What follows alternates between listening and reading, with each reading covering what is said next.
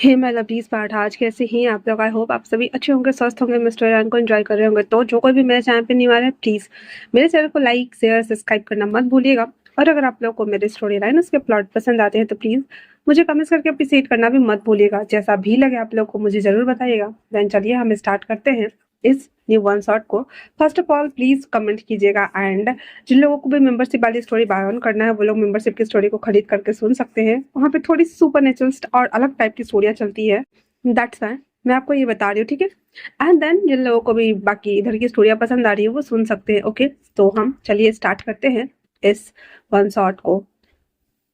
एक लड़का बहुत ही तेजी के कदमों के साथ में भागा जा रहा था। वो भागा जा रहा था। एक बुलेट हवा में फ्लाई होती है एंड देन दूसरी वो ऐसे सामने चलती है एंड देन वो शख्स गिरते हुए कहता है, नो, मैं मैं जीना चाहता हूँ। और इतना बोलकर वो अपनी आंखें बंद कर लेता है। वहीं दूसरी तरफ वेडिंग हॉल में एक शख्स खड़ा था एंड देन वो किसी शख्स के आने का वेट कर रहा होता है, जहाँ पे दूसरा शख्स वेडिंग हॉल में आने से पहले अपने कमरे में था। वो उन सारे ड्रेसेस को देख रहा था और कहता है, मैं ये नहीं कर सकता। आंट अपने फायदे के लिए मेरे साथ तो ऐसा बिल्कुल भी नहीं कर सकती हैं।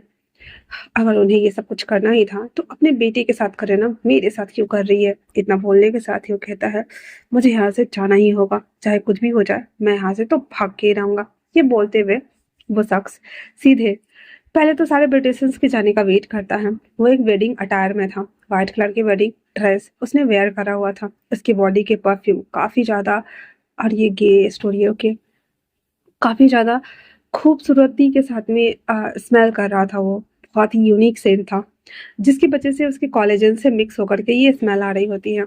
वो शख्स पहले तो पूरा चेक करता है कि कॉरिडोर में कोई बंदा या बंदी है तो नहीं। देन जब वो क्लियर हो जाता है कि कोई भी नहीं है, वहां से वो भागना स्टार्ट करता है। थोड़ी देर बाद जब वो शख्स को बुलाने के लिए आती है, और वो है हमारी मिस चांग। हर जब वो देखती है कि वहाँ पे हमारे सेकंड मेन लीड कैरेक्टर बी पूसियान नहीं है, तो वो चिल्लाते हुए कहती है, इम्पॉसिबल, ये लड़का कहाँ जा सकता है, मुझे समझ नहीं आता है। इतना बोल करके और वो कहता है, आचेंग ढूंढो विंग कहाँ गया है। चांग चेंग कहता है, मॉम उसे क्या चुल मची रहती है, वो हर बार भागता क्यों रहता है। चांग चेंग की बात सुनने का चांग यू कहती है, और हाँ, डैड को पता मत चलने देना, वरना तुम्हें पता ही है क्या ही हो जाएगा। इतनी मुश्किल से तो मैंने उसे शादी के लिए रेडी करवाए हैं। तभी जंगजिंग कहता, सही कहा मॉम, वैसे भी अगर शादी हो जाती है तो हमारे लिए कितना बड़ा डील होने वाला है। हाँ, अगर डैड उसे नॉमिनीज में अपना नाम नहीं डालते और सारे ऑफिस की कमान उसे नहीं देते, और अगर वो काम करने में इतना अच्छा नहीं होता, तो ये सारी चीजें हम खुद ही हैंडल कर लेते। इतना बोल करके और जो विंग था वो हमारा, सॉरी जैंगजिंग जो था वो हमारा वहां पे से चला जाता है विंग को ढूंढने के लिए। विंग जो कि सीधा वहां से भागते हुए जा रहा था, वो अचानक से एक लिफ्ट देखता है जो कि ऊपर की तरफ जा रही होती है। वो उसी लिफ्ट को दबाता है एंड देन फटक से, जैसे दो बंदे उसे पकड़ने आने वाले थे, उसमें घुस जाता है, लिफ्ट को बंद कर देता है और वो बंदे उसका मुंह ही देखते रह गए थे। रिंग ऊपर वाले सेक्शन एरिया में आता है, जो कि पूरा वीआईपी लॉन्च एरिया था। वहां पे नॉर्मली कोई आ नहीं सकता था। अब इनके पास कोई ऑप्शन नहीं था, वो ऊपर आ चुका था तो वो नीचे नहीं जा सकता था। दैट्स वाई वो भागना शुरू करता है। वो हर एक रूम को खटखटाया जा रहा था, पर नॉर्मली जो वीआईपी लॉन्च एरियाज के रूम होते हैं वो खोलते नहीं है, क्योंकि उन्हें खटखटाने वाला कोई आता ही नहीं है। तो वो ढूंढ रहा था कि कौन सा रूम खुला है, खुला है, खुला है। अचानक से एक रूम जो कि खुला रह गया था, वो उस रूम में एंटर कर जाता है एंड देन दरवाजा बंद करते हुए अपनी सांसें थामने की कोशिश कर रहा था। और तभी एक बंदा आता है जिसके हाथ में एक बहुत बड़ा रेड रोज था, जिसे वो अपने हाथों से सहलाते हुए सीधे उसके बैक की तरफ मोड़ते हुए कहता है, हैंड्स अप। रिंग काफी ज्यादा डर गया था एंड देन कहता है, देखो मैं कोई चोर नहीं हूँ, प्लीज हेल्प मी। वो बहुत ज्यादा घबराए हुए क्रैकिंग वॉइस में ये बोल रहा होता है। तो सामने वाला बंदा कहता है, किस तरह का हेल्प चाहिए? रिंग कहता है, और कुछ लोग मुझे ढूंढने आने वाले हैं, प्लीज मुझे छुपा दो, उसके बाद जो बोलोगे मैं वो करने के लिए तैयार हूँ। वो बंदा कहता है, यू आर नाइस। हाँ, इतना बोलने के साथ ही वो विंग को खींचते हुए सीधे अपने डेस्क के नीचे ले जाकर छुपा देता है एंड देन वो वहां पे जाके बैठ जाता है। विंग जो कि बहुत ज्यादा घबराया हुआ उसके अंदर एकदम भिंगा हुआ चूहा बन के बैठा हुआ था। वो शख्स अभी भी उस गुलाब के फूल से खेल रहा था। विंग अपने मन में कहता है, इसने मुझे गुलाब के डंठल से डराया।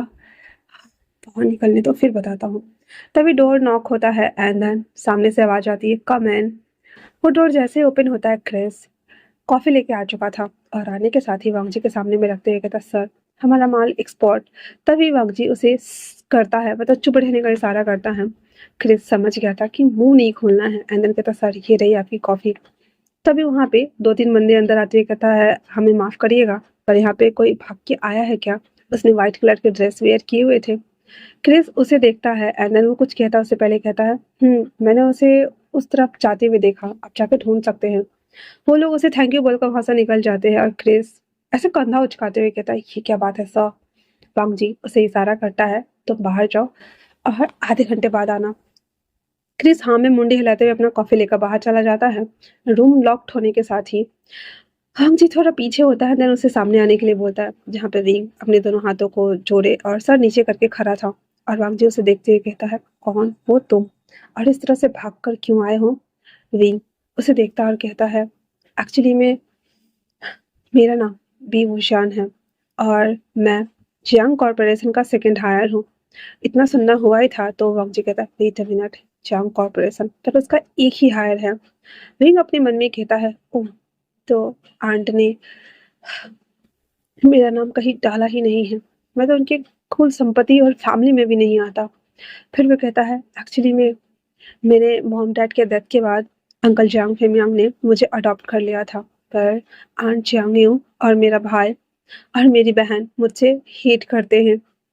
हाँ, उन्हें बस मुझसे एक काम से मतलब है, क्योंकि मैं ब्लूप्रिंट काफ़ी अच्छा बनाता हूँ और डिज़ाइंस भी, जितने भी डिज़ाइंस डायमंड्स के और ज्वेलरी के बनते हैं, वो सब सब जब ज़रूरत होती है, उन्हें एक्टिवेशन लगाना होता है या कुछ करना होता है, तब उन्हें मेरी याद आ जाती है। मे बी शायद उन्हें ये याद आ जाता है कि मैं उनका इकलौता छोड़ा हुआ बच्चा हूँ, जो उसकी फैमिली का शायद पार्ट है, गलती से ही सही।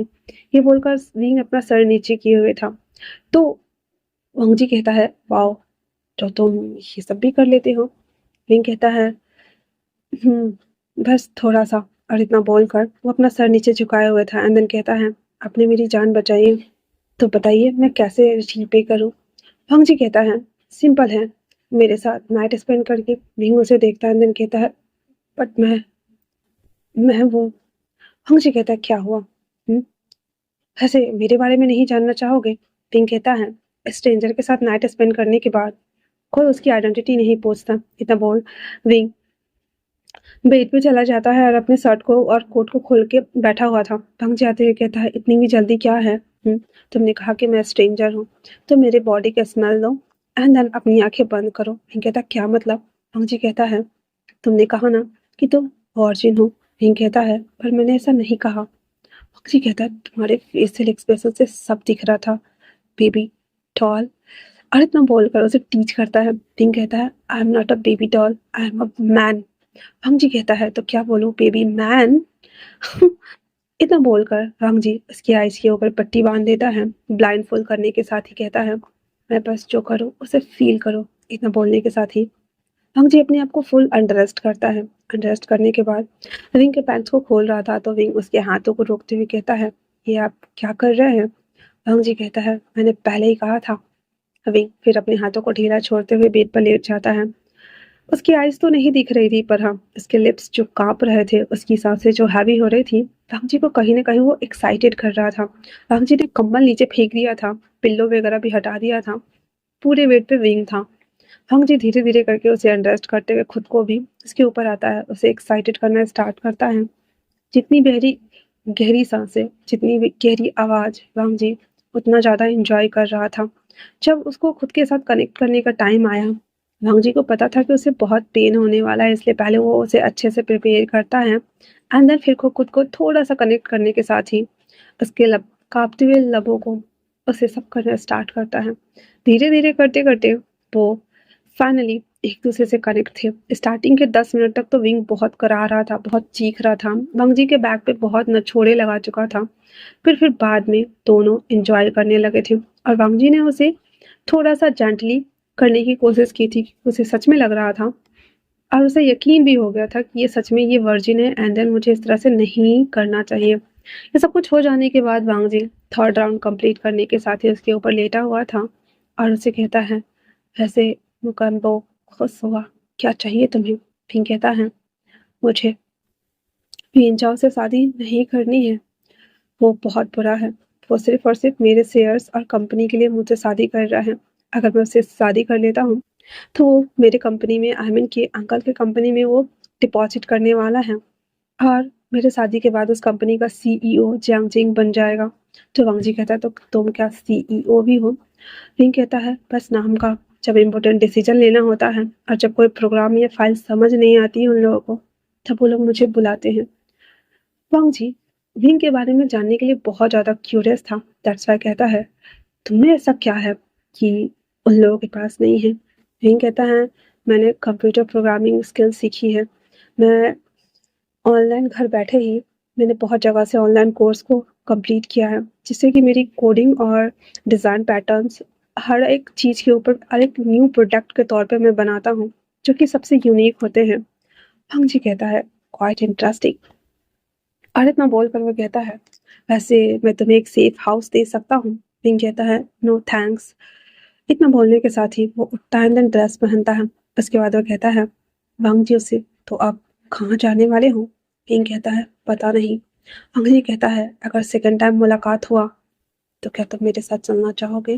विंग कहता है, अगर हुआ तो देख लेंगे, पर इसे वन नाइट समझकर भूल जाते हैं। इतना बोल विंग वहां से ड्रेस पहनता है एंड देन जब जाने लगता है तो वांग जी कहता है, रुको। फिर विंग कहता है, व्हाट? वांग जी कहता है, तुम्हें सेफली बाहर तो निकाल दो, मेरे साथ आओ। इतना बोलने के साथ ही वांग जी भी ड्रेस पहनता है और विंग को अपने पीछे लेता है। क्रिस विंग को देख करके तो शॉक्ड हो गया था, क्योंकि विंग एंजेलिक ऑरा और फेस के साथ में काफी ब्यूटीफुल लग रहा था। वो नीचे आते हैं प्राइवेट एलिवेटर से और अपनी कार में बैठ जाते हैं, जहाँ पे विंग उसे थैंक यू बोलता है। वांग जी विंग को लेकर के उस भागती हुई सड़कों पे निकल जाता है।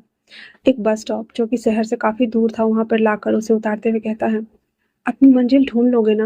विंग कहता है, हाँ, आराम से, मैं ढूंढ लूंगा। इतना बोलने के साथ ही वो लोग आगे निकल जाते हैं और विंग वहां से एक बस का वेट कर रहा होता है। विंग के पास एक फोन था, जिसे वो एक शख्स को कॉल करता है, जिसके बाद वो कहता है, हाँ, मैंने इतने पैसे ट्रांसफर कर दिए हैं, अब तो जा सकता है आराम से। इतना बोलने के साथ ही विंग वहां से निकल जाता है। पूरे 12 घंटे बाद विंग की जब आंखें खुलती हैं, क्योंकि वो बस में सो गया था, सफर काफी लंबा था बस का। जब उसकी नींद खुलती है तो वो बस स्टॉप पे था, जहाँ पे सारे लोगों से बोल रहे थे, मतलब कि सब लोग उतर रहे थे और जो बस का ड्राइवर और कंडक्टर जो होते हैं, वो उसे आकर उठा देता है कि आप घूसू आ चुके हैं। विंग चाइना का चौथा मोस्ट इंगेजिंग शहर बोल सकते हैं, जो पहाड़ी की वादियों पे बसा हुआ है। बहुत ही कम आबादी वाला क्षेत्र है, पर बहुत ही ज़्यादा विकसित है। यहाँ पे हर एक वो चीज़ है जो चाइना, शंघाई, चौंजिंग जैसे शहरों में है। वुसू भी वेल डेवलप्ड शहर था। दैट्स व्हाई विंग वहाँ पे उतरता है, देन कहता है, अब मुझे किसी भी तरीके से यहाँ पे रहने के लिए एक पिंक पेंट हाउस या फिर पिंक गेस्ट रूम लेना होगा, ताकि मैं खुद को सरवाइव करा सकूँ। इतना बोलने के साथ ही वो वहाँ से उतर जाता है और आसपास की चीज़ों को देखता है। वो बस स्टेशन काफ़ी खूबसूरत, नीट एंड क्लीन था। वो बाहर आकर के खड़ा था और आते ही एक शख्स से टकरा जाता है। वो शख्स उसे घूरते हुए कहता है, ऐसे घूर क्या रहे हो? ये कहता है, आई एम सो सॉरी। फिर वो आगे निकल जाता है, कहता है, पता नहीं कहाँ कहाँ से आ जाते हैं। फिर विंग एक कैब लेता है और कैब वाले से ही पूछता है कि यहाँ पे कोई पेइंग गेस्ट वाला रूम मिलेगा क्या, जो सस्ता हो? तो इतना बोलना हुआ था तो कहता, मैं आपको ले चलता हूँ, जो आपको सस्ते में भी रूम दिला देगा। वैसे आप यहाँ नए आए हो क्या? विंग कहता है, पहले भी आ चुका हूँ, पर इस बार रहने आया हूँ। वो कह देता है, ठीक है। और इतना बोलने के साथ ही वो उसे एक चॉल टाइप की जगह लाता है, मतलब चॉल इन द सेंस की जहाँ पे 1 BHK 2 BHK रूम। ये जगह भी काफ़ी नीट एंड क्लीन थी, बट शहर में जो बड़े बड़े फ्लैट रेट होते हैं करोड़ों में जो मिलता है, उसे थोड़ा सा चीप रेंट पे था। वो शख्स उसे वहाँ पे उतारते हुए कहता है, आप चाहे तो यहाँ रह सकते हैं, मैं भी यहाँ रहता हूँ। बिंग उसे देखता है, देन कहता है, हाँ। सामने वाला शख्स उसे कहता है, मेरा नाम सॉन्गलैन है। तो विंग उसे देखते हुए कहता है, सॉन्गलैन, नाम अच्छा है। इतना बोलना हुआ था तो कहता है, सॉन्गलैन। और उसके बाद वो उसके साथ उतर जाता है और कहता है, चलो मैं दिखाता हूँ। उसके साथ वो अंदर आता है और उसके बगल वाला रूम खाली था। उसे देखते हुए कहता है, वैसे ये रूम काफ़ी टाइम से खाली है। 1 बीएचके का अपार्टमेंट है। अगर यहाँ पे रहना और सेटल होना चाहते हो, ये रूम काफ़ी अच्छा है। विंग हाँ में सर हिला देता है। एंड देन वो रूम रेंटर से बात करते हैं। 2 घंटे में सब कुछ डिस्कस हो जाता है और विंग अपने साथ कुछ नहीं लाया था। दैट्स वाई पैसे देने के बाद वो वहाँ पे बैठा था। सॉन्गलैन उसकी हालत देखने के साथ ही उसे कहता है, तो घर से अकेले आए हो? विंग कहता है, मैं अपनी शादी से भाग के आया हूँ। सॉन्गलैन हंसते हुए कहता है, रणवीर राइट, वाओ। तो विंग उसे सस्पिशियस लुक के साथ देखते हुए कहता है, ब्राइड क्यों कहाँ? सॉन्गलैन कहता है, तुम्हें देखने के बाद तो बॉटम वाली फीलिंग आती है, टॉप वाली तो बिल्कुल नहीं आती। वैसे मेरा भी एक बॉयफ्रेंड है जो मुझसे ऐसे ही भागता रहता है। क्या वो भी मेरी शादी से भाग जाएगा? ये सुनकर सॉन्गलैन अकवर्डली हंस रहा था, जिसके बाद विंग का मुंह बन जाता है एंड कहता है, हाँ सही कहा, जिससे मेरी शादी हो रही थी वो संघाई का most powerful mafia businessman when चाओ था। वेन फैमिली का हायर, और मैंने उसे रिजेक्ट किया है, तो वो तो मेरे पीछे कुत्ते की तरह आएगा। पता नहीं मैं कब तक खुद को सरवाइव करा पाऊंगा, बट हाँ, मैं मैं बस छुपना चाहता हूँ। सॉन्गलान ये सुनकर और हंसते हुए कहता है, तुम्हें पता है तुम कहाँ आए हो? फिंग कहता है, हाँ आई नो कि मैं कोसू आया हूँ, और ये काफी शांत जगह है। सॉन्गलान कहता, गलत, ये सबसे ज्यादा भयानक जगह है। यहाँ पे एक ही फैमिली का रूल और रेगुलेशन और राज चलता है, स्टेट, शहर, सिटी, हर जगह पे। और वो है लैंड फैमिली। लैंड फैमिली इस शहर का ही नहीं, संघाई चाइना हर जगह रूल करती है, और सबसे मोस्ट पावरफुल एक नंबर 1 बिजनेसमैन के साथ साथ माफिया फैमिली से भी बिलोंग करती है। तो हाँ, अगर उनके शरण में तुम जाओ, उन्हें बताओ, तो ये प्रॉब्लम सॉल्व हो सकती है। सॉन्गलन की बात सुनने के बाद वो कहता है, और क्या जाके बताऊं कि मैं अपनी शादी से भाग आया हूँ, और अगर वो लोग मुझे पकड़ने आते हैं तो मुझे बचाए, कितना ऑकवर्ड लगेगा, है ना? सॉन्गलन हंसते हुए कहता है, मुझे लगता है कि तुम्हें भूख लगी है, तुम्हारे पेट गुड़गुड़ गुड़गुड़ बोल रहा है। ये सुनना हुआ ही था। रिंग मुंह बनाते हुए कहता है, हाँ हाँ हाँ ठीक है, वैसे जा रहा हूँ मैं कुछ खाने का इंतजाम करने। सॉन्गलन कहता है, यारा, हम यहाँ पे दोस्ती और दुश्मनी भी बड़े प्यार से निभाते हैं। तुम्हें देखकर मुझ पे तुम्हें दया नहीं आ रही है, बल्कि तुम्हें जानने की इच्छा हो रही है। यकीन मानो मैं अच्छा इंसान हूँ। चलो खाना खाते हैं। इतना बोलकर सॉन्गलन विंग को लेकर आता है, तो विंग बहुत मिन्नतें कर रहा था कि नहीं खाना, मुझे जाने दो। सॉन्गलन कहता है, अगर लग रहा है कि मैं खाने में पॉइजन डाल दूंगा तो मेरे साथ बनाओ फिर खाओ। फिर विंग और सॉन्गलन बनाने लगे थे। वहीं सॉन्गलन के दूसरे बाजू में साओ सिंचेंग अपने मॉम डैड के साथ रहता था। साओ सिंचेंग बहुत ही ज्यादा क्यूट, गुस्से वाला क्यूट सा हमारा बेबी बॉय है। वो जब अपने कॉलेज से जब आ रहा होता है, सॉन्गलैन को हंसते हुए देख करके वो कान लगाकर सुनने लगता है कि कौन हंस रहा है। फिर वो विंडो से झांक कर देखता है, जहाँ पे सॉन्गलैन एक बंदे के साथ में खाना बना रहा था, जो कि ऑब्वियसली हमारा विंग था। सॉन्गलैन को देख उसको देखते ही साओ सिंचेंग की जली। वो अपने मुंह बनाते हुए कहता है, अच्छा, तो मैं थोड़ा-सा भाव देना क्या बंद कर दिया? ये तो किसी और को पकड़ के ले आया, और साथ में खाना भी बना रहा है। अचानक से गेट ओपन कर देता है एंड देन कहता है, वाओ! मेरे बिना ही खाना बनाया जा रहा है। क्या बात है! हाँ। सॉन्गलैन उसे देखते हुए कहता है, पापा इधर आओ। साओ सिंचन खुद को पीछे करते हुए कहता, जिसको बुला कर लाया उसके साथ खाओ। इतना बोलकर साओ सिंचन वहां से गुस्से में दांत पीसता हुआ विंग को अजीब नजरों के साथ घूरता हुआ चला जाता है। विंग उसे देख रहा होता है और वो सोच रहा था, मैंने ऐसा क्या कर दिया? फिर सॉन्गलैन उसे देखता है, देन फिर हंसते हुए कहता है, अरे अरे छोड़ो, उसे जेलसी होती है। पता है, वो मुझे 3 साल से पसंद है। मैंने आज तक उसे नहीं कहा कि मैं तुम्हें पसंद करता हूँ, और वो भी मुझे पसंद करता है, पर उसने आज तक कभी एक्सेप्ट नहीं किया कि वो मुझे पसंद करता है। हर बार किसी और को देख कर के वो थोड़ा अनसिक्योर हो जाता है। That's right. छोड़ो छोड़ो, वो थोड़ा देर में मैं उसे मना लूंगा, जैसे मुझे काम पर भी जाना है। तो इतना बोलकर वो वापस से खाना बनाता है, अंदर कहता है, रुको मैं उसे बुला कर लाता हूँ। उसके घर जाता है, जहाँ पे सास सिंचन बुक पढ़ रहा था अपने कमरे में। तो वो उसकी मॉम से कहता है कि मैं उसके लिए खाना लाया हूँ, और उससे कहिएगा कि वो मेरा दूर का रिश्तेदार है जो यहाँ पे रहने के लिए आया था, जिसके साथ मैं खाना बना रहा था। और वो जोर से बोल रहा था ताकि साओ सिंचन सुन सके। साओ सिंचन ये सुनकर स्माइल करने लगता है और कहता है, तो वो दूर का रिश्तेदार है, पर फिर भी वो मुझे पसंद आ गया। और इतना बोलकर वो उठता है, बाहर भाग कर आता है। वो टिफिन लेकर कहता है, आपने खा लिया क्या काका? सॉन्गनन उसे देखता है, उसके बालों को रफल करते हुए कहता है, तो कहता फिर हम साथ में खाएंगे। इतना बोलकर वो फटक से भागता है उसके घर, जहाँ पे वो आके टिफिन खोल कर बैठते, कहता ये खाना स्पेशली सॉन्गलैन गग्गा ने मेरे लिए लेके आया। और वो विंग को घूर कर देख रहा था, जहाँ पे विंग को अभी भी लग रहा था उसने ऐसा क्या कर दिया भाई। फिर उसे देखते हुए कहता यम्मी, कितना अच्छा खाना बनाते हो। तभी सॉन्गलैन आते हुए कहता ये खाना एक्चुअली में विंग ने बनाया है, इससे मिलो, इसका नाम बी बोसियान है। जहाँ पे पहले तो सॉन्गलैन खांसने लगता है और विंग उसे पानी भराते हुए कहता है मैं तुम्हारे जेलसी लेवल को समझ सकता हूँ, पर मैं खुद अपनी शादी से भाग कर आया हूँ। वो दोबारा खांसते हुए कहता क्या कहा, शादी? फिर वो सारी कहानी बता देता है एंड देन कहता है शादी। और वो भी सॉन्गलैन की तरह कहता है रनवे ब्राइड। सिंह इरिटेट होते हुए कहता आई am not a runway bride, मैं बस शादी से भाग के आया हूँ। तो वो कहता दोनों तो सिमिलर ही है, वैसे वो अच्छा नहीं था दिखने में। फिर वो वेंचा का पिक्चर दिखाता है वो उसे देखते हुए। साओ सिंचिंग कहता वाह क्या हैंडसम बंदा है ये, इसे कैसे छोड़ सकते हो। विंग कहता है ये दिखने में मॉडल्स को भी फील करता है और काफ़ी हैंडसम है, पर बहुत गुस्से वाला है, और प्लस ये इलीगल काम भी करता है और अय्यासियाँ भी बहुत ज़्यादा करता है, तो मुझे ये पसंद नहीं है। तो साओ सिंचिंग कहता है तो तुम्हें रफ टफ बंदा चाहिए जो एक के लिए प्रायोरिटी रखता हो। विंग कहता है अपने मन में ऐसे मैंने अपनी वर्जिनिटी ख़त्म तो कर दी है, पर फिर भी वो स्माइल करते हुए कहता है एक के लिए। फिर वो तीनों खाना खाते हैं, जहाँ पे विंग उसे देख रहा होता है और कहता है मुझसे जेलस होने की ज़रूरत नहीं है, मुझे बस यहाँ पे रूम चाहिए था, तो सॉन्गलैंग ने मेरी मदद की और मुझे ये भी पता है कि तुम उसे पसंद करते हो। इसके बाद हमारा साउथ इंडियन फिर से खांसने लगता है एंड देन वो सॉन्गलैंड को देख रहा था और कहता मेरा पेट भर गया, मैं जा रहा हूँ। और हाँ ऐसा कुछ नहीं है, आप कुछ ज़्यादा ही बोल रहे हो, ये ओवर हो गया। इतना बोलकर वो वहाँ से भाग जाता है। विंग हंस रहा होता है और सॉन्गलैंड कहता है ये क्या किया तुमने, अब वो मुझसे 2 दिनों तक बात नहीं करेगा। तो विंग कहता है अगर तुम उसे पसंद करते हो तो बताना चाहिए, इससे पहले कि देर हो जाए या वो किसी और के साथ इंगेज्ड हो जाए, क्योंकि हमेशा एक आदमी वेट करता रहता है रिस्पॉन्स का, और अगर रिस्पॉन्स नहीं दोगे तो वो आगे मूव ऑन कर जाएगा। जिसके बाद सॉन्गलैंड समझ गया था और कहता है चाइनीज वैलेंटाइन के डे प्रपोज करो क्या उसे।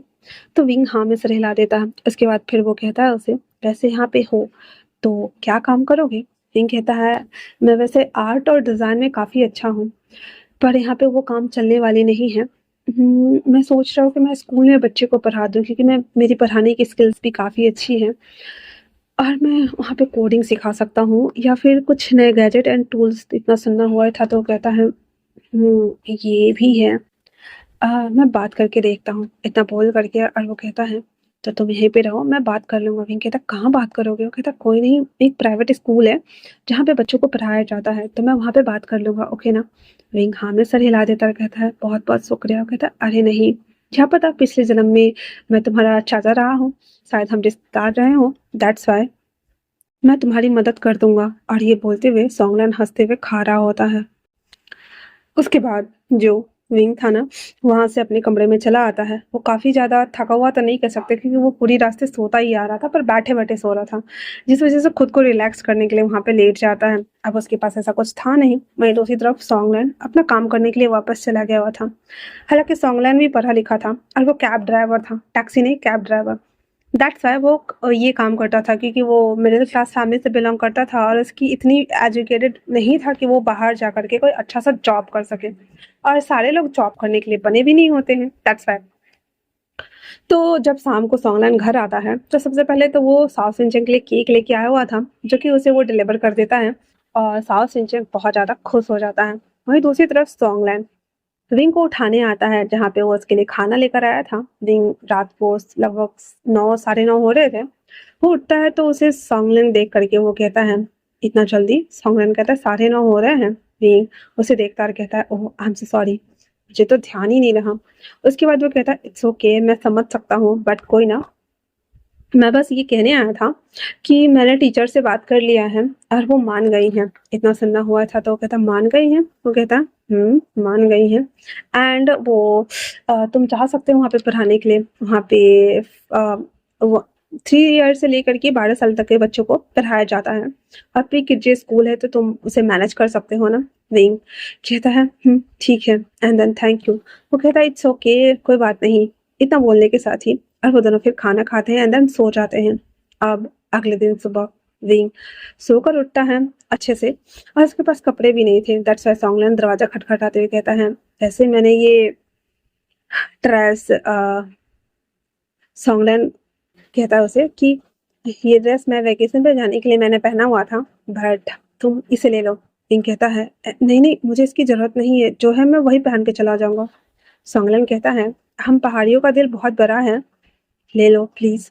तुम्हारा आज स्कूल में पहला दिन है, तुम काफी ज्यादा पढ़े लिखे और एजुकेटेड लगते हो। दैट्स वाई मैं चाहता हूँ कि तुम अच्छी लाइफस्टाइल जियो, और जब तुम्हें हो जाए तो मुझे 2 की जगह पे 4 लौटा देना। इतना बोल वो दोनों सेठ वहां रख देता है और कहता है, चलो जल्दी तैयार हो जाओ, मैं तुम्हें अपनी गाड़ी से छोड़ दूँ। विंग जल्दी जल्दी से फटाक से तैयार होता है। फिर वो लोग रास्ते में बन खरीद कर खाते खाते निकल जाते हैं और स्कूल आते ही सॉन्गलैन उसे ऑल द बेस्ट बोलकर उतार देता है और वो अपने काम पे चला जाता है। विंग थोड़ा नर्वस था, पर वो अंदर आता है और उसे डायरेक्टर के ऑफिस में बुलाया जाता है, जिसे देखने के बाद वो शॉक था। डायरेक्टर एक लड़की थी जिसका नाम ब्रांचिंग था, जिसे देख कर विंग ग्रीट करता है एंड देन कहता है, हेलो। ब्रांचिंग उसे देखती है और कहती है, क्या तुम मुझे अपना क्वालिफिकेशन दिखा सकते हो? कहता है, मेरे पास ये डायरी और पेपर वगैरह तो नहीं है, पर हाँ फोन में मेरे सारे चीज हैं, मैं वो दिखा सकता हूँ। ब्रांचिंग अपना गॉगल्स नीचे करते हुए कहती है, और ऐसा क्यों भला? विंग फिर अपनी शादी की बात बताता है एंड देन कहता है, वो अपनी शादी से भाग कर आया है, दैट्स व्हाई उसे नहीं जाना वापस, और वो नहीं करना चाहता, इसलिए दैट्स व्हाई वो यहाँ आया है और यही रहना चाहता है।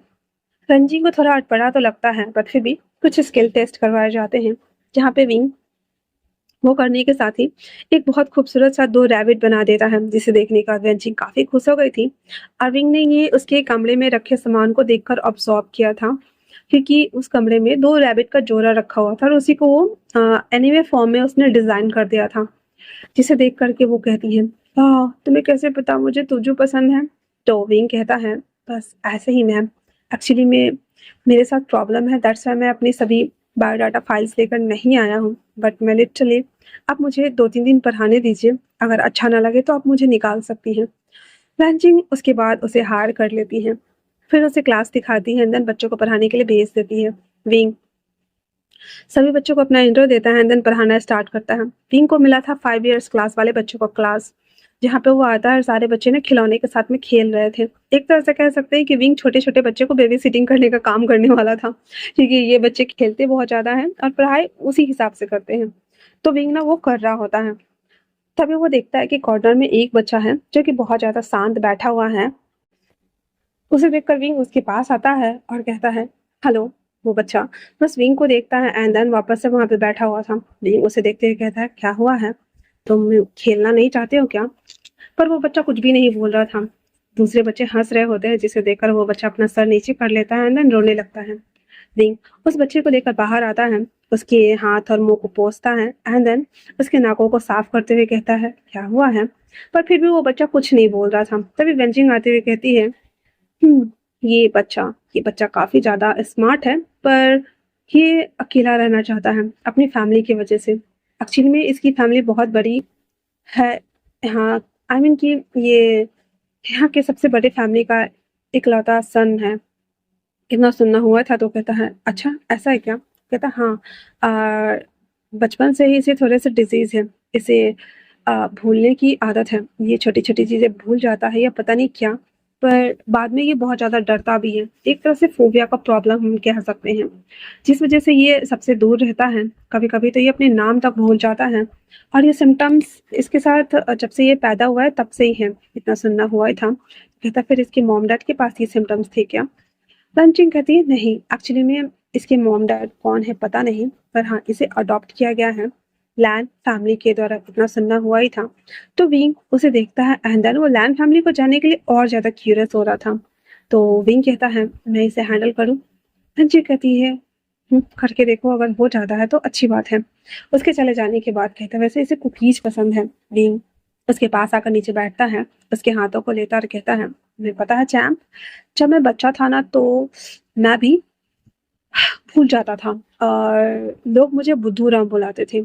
इवन लोगों को लगता था कि मैं कभी कुछ कर नहीं पाऊंगा। एक दिन एक अंकल आए और उसने मुझे अडॉप्ट कर लिया तुम्हारी तरह। फिर मैं उस घर में आया तो वहाँ पहले से ही 2 बच्चे थे। वो मुझे देखते, बुली करते, मुझे खाने को नहीं देते। और कमरे में बंद कर देते। शुरू-शुरू में तो मुझे बहुत बुरा लगता, गुस्सा आता, अंधेरे से डर जाता और मैं रोता था। शिवान जो कि ये सारी बातें बहुत गौर से सुन रहा था, फिर विंग कहता है, पर एक दिन मैंने फैसला किया कि मैं नहीं डरूंगा। मैं सबका सामना करूंगा, अपने हक के लिए लड़ूंगा और अपने अधिकार के लिए नई चीजें सीखूंगा। मुझे ड्राइंग करना काफी पसंद था। स्टार्टिंग में मैं अपनी सारी बातें उस ड्राइंग के जरिए निकालने लगा, पर धीरे-धीरे ये स्किल्स कब मेरी डेवलप हो गई, मुझे पता ही नहीं चला। फिर बड़ा होकर मैं एक ग्रेट तो नहीं कह सकता, पर हाँ, एक अच्छा आर्टिस्ट बना जो कि ज्वेलरी डिज़ाइन करता था। पर फिर एक दिन ऐसा हुआ जिसकी वजह से मुझे वो भी छोड़कर आना पड़ा। पर देखो, यहाँ आने के बाद मैं फिर से टीचर बन गया और आज मैं एक बच्चे को पढ़ा रहा हूँ, है ना? हिवान उसे देखते हुए कहता है, तो आपको बुरा नहीं लगता जब लोग आपको बुली करते हैं या बुरा बोलते हैं? रिंग उसे देखता है और मुस्कुराते हुए कहता है, ऐसा नहीं है कि बुरा नहीं लगता है, पर बुरा क्यों लगने देना है? मान लो अगर आज मैं खाना नहीं खाऊंगा, जो लोग मुझ पे हंस के गए, क्या वो मुझे खाना देने आएंगे? शायद नहीं आएंगे। वो भी छोड़ो, अगर आज मैं अपने घर से बेघर हो जाता हूँ, तो क्या वो मुझे शेल्टर देंगे? नहीं देंगे। जब मैं दुख में हूँ और वो मुझे शेल्टर नहीं दे सकते, जब मैं भूखा हूँ वो मुझे खाना नहीं दे सकते, तो जब मैं अच्छा हूँ या बुरा हूँ, मेरी पर्सनैलिटी को जज करने का हक किसने दिया है उसे? बुली उस पे करते हैं जो कमज़ोर होते हैं, जो डर जाते हैं। अपने आप से कहो कि क्या तुम उस लायक हो जो कोई तुम्हें तुम्हारे मेंटल पीस को डिस्ट्रैक्ट करे और तुम्हें बुली करके चला जाए? ऐसे अगर जो बच्चे तुम्हें बोलते हैं कि तुम भूल जाते हो, उससे अगर तुम ये कह सकते हो कि अच्छा होगा कि मैं तुम्हारा नाम भूल जाऊँ, तुम्हारे साथ बिताया हुआ पल भूल जाओ, क्योंकि तुम सच में मुझे डिज़र्व नहीं करते हो। एक दिन मैं एक ग्रेट पर्सनैलिटी बन के निकलूँगा और तुम देखते रह जाओगे। युवान के अंदर विंग ने काफ़ी ज़्यादा मोटिवेशन भर दिया था और वो कॉन्फिडेंस लेवल भी, जिसकी वजह से युवान की आँखों में एक अलग ही स्पार्क आ गया था। युवान कहता है, लिटरली मैं सबका नाम भूल जाता हूँ, पर मैं कोशिश करूंगा आपका नाम मैं याद रखूं, वी अंकल। इतना बोलकर हिवान उसे गले लगा लेता है, जहाँ पे विंग के पॉकेट में कुछ भी नहीं था। एंड देन कहता है, चलो मैं तुम्हारे लिए कुछ चीजें बाय करता हूँ। फिर उसे लेकर आता है वेंडिंग मशीन के पास, अपने लिए कोक और उसके लिए केक खरीदता है और उसे देते हुए कहता है, तो अब अगर कुछ कहे तो किसी को जवाब मत दो, करके दिखाओ। हिवान हाँ में नोट करता है, देन अंदर आ जाता है और वो पढ़ाई करना स्टार्ट करता है। अब फिर विंग के लिए इजी हो गया था पढ़ाना और वो पढ़ा रहा होता है। अब ऐसे करते हुए 3-4 दिन बीत चुके थे विंग को वहां पे आए हुए, और ऐसा हो नहीं सकता है कि हमारे सेकंड लीड फर्स्ट लीड से मिले ही ना, है ना? सब लोग वेट भी कर रहे होंगे, यार क्या दीदी इन लोगों की स्टोरी चला रहे, वांगजी किधर है? अब आती है हमारी वांगजी की बारी। जस्ट लाइक आई अब आंटी की बारी। बारिश हो रहा था बहुत जोरों से। सारे बच्चों को लेने के लिए उसके पेरेंट्स आ गए हुए थे और विंग अभी भी रुका हुआ था युवान के लिए। विंग उसे कहता है, तुम्हें लेने के लिए कोई नहीं आया? युवान धीरे से कहता है, प्लीज मुझे लेने के लिए शायद अंकल आएंगे। इतना सन्ना हुआ ही था तो वो कहता है, और तुम्हारे डैड क्यों नहीं? वो कहता है, एक्चुअली में मेरे डैड कभी चाइना तो कभी कहीं और रहते हैं, मम्मा घर पे होंगी तो वो नहीं आए। अंकल में भी शायद आए या फिर उनका बॉडीगार्ड आ जाए। तो विंग कहता है, कोई बात नहीं, जो भी है उसके साथ चले जाना। इतना बोलकर वो वहां पे खड़ा था। तभी वहां पे क्रिस आता है एंड देन युवान को कहता है साथ चलने के लिए, पर विंग जिद पे अड़ गया था कि मैं आप पे भरोसा नहीं करता, और इनके जो अंकल आए हैं उन्हें बोलिए आने के लिए। क्रिस विंग को देखते ही पहचान गया था, पर वो कुछ नहीं कह रहा था। एंड देन उसे कहता है, बट सर हमें ले जाने दीजिए बाबा को। विंग कहता है, हमने कहा ना रंजिंग के ऑफिस में थी, दैट्स वाई उसने भी नहीं देखा था कि क्रिस आया हुआ है। क्रिस कहता है, ओके सर। वो कार में आकर वांगजी से कहता है कि एक टीचर है जो कि बोल रहा है कि बाबा को नहीं आने देगा, उसके अंकल को बोलो आने के लिए। इतना सुनना हुआ ही था। वांगजी को अच्छा लग रहा था कि टीचर थोड़े से स्ट्रिक्टली रूल्स को फॉलो कर रहे हैं, बट फिर वो कहता, कौन है वो? किस कहता है, सर आपको आई थिंक से जाना चाहिए। वांगजी उसे सस्पिशियस लुक के साथ देखते हुए कहता, छाता। फिर वो छाता लेता है और वो अंदर जाने लगता है, उसके साथ 4-5 बॉडीगार्ड को देखकर विंग, जो कि बहुत ज्यादा घबरा गया था, कहता है, मैंने किसी गलत आदमी को तो नहीं बोल दिया ना? और वांगजी वहां पे आते हुए कहता है, क्या तुम मुझसे मिलना चाहते हो? विंग कहता है, हाँ मैं आपसे मिलना चाहता हूँ। अब एंगल ऐसा था कि वांगजी नीचे था और विंग ने ऊपर वाले बरामदे में था, तो वो वांगजी को नहीं देख पा रहा था क्योंकि छाता से वांगजी का पूरा मुंह ढका हुआ था। और उसकी पर्सनालिटी ना वो भी हाथ से नीचे से कमर से नीचे से समझ सकते हैं दिख रही थी। तो विंग कहता है हाँ मैं आपसे मिलना चाहता था, क्या आप मुझे बताएंगे कि सच में आप लानेवान के अंकल हैं? हांगजी धीरे धीरे जब छाता ऊपर करता है, विंग एक कदम पीछे होते हुए कहता है तुम? हांगजी एक स्मेक के साथ में कहता है क्रिस, हिवान और इसे दोनों को कार में लेकर चलो। इतना बोलकर वो पीछे पलट जाता है जहाँ पे हिवान को क्रिस गोद में ले लेता है। एंड देन वीको कहता सर आप चलिए। विंग कहता पर मैं नहीं जाऊंगा।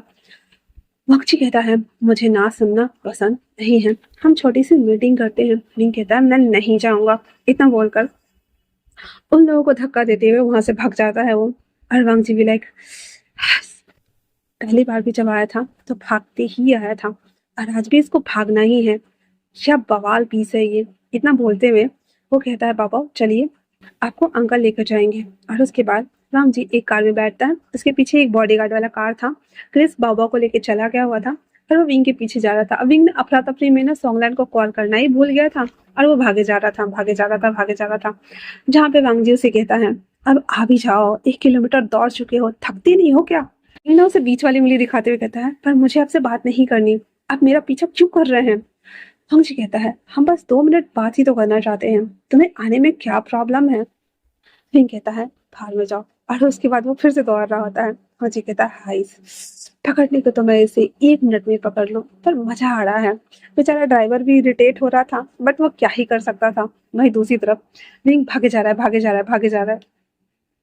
फिर वो ना ऐसे ना डिवाइडर जो होता है उसको कूद कर उस साइड चला जाता है। वांगजी कहता है मेरा मुंह क्या देख रहे हो, आगे से जल्दी कवर करो। और विंग ना उल्टा भाग रहा था। वांगजी कहता है हाय। फिर वो कहता है उल्टा काट लो। बेचारा ड्राइवर भी परेशान हो गया था और विंग जिधर से आया था उधर फिर से भाग रहा था।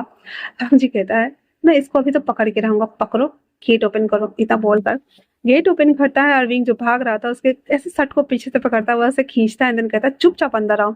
और उसके बाद वो पकड़ते हुए खींचते हुए अंदर लाता है जहाँ पे विंग बहुत बुरी तरीके से हाँफ रहा होता है और कार की स्पीड बहुत लो थी। दैट्स व्हाई उसे बिना नुकसान पहुंचाए वांगजी ने उसे अंदर खींच लिया था।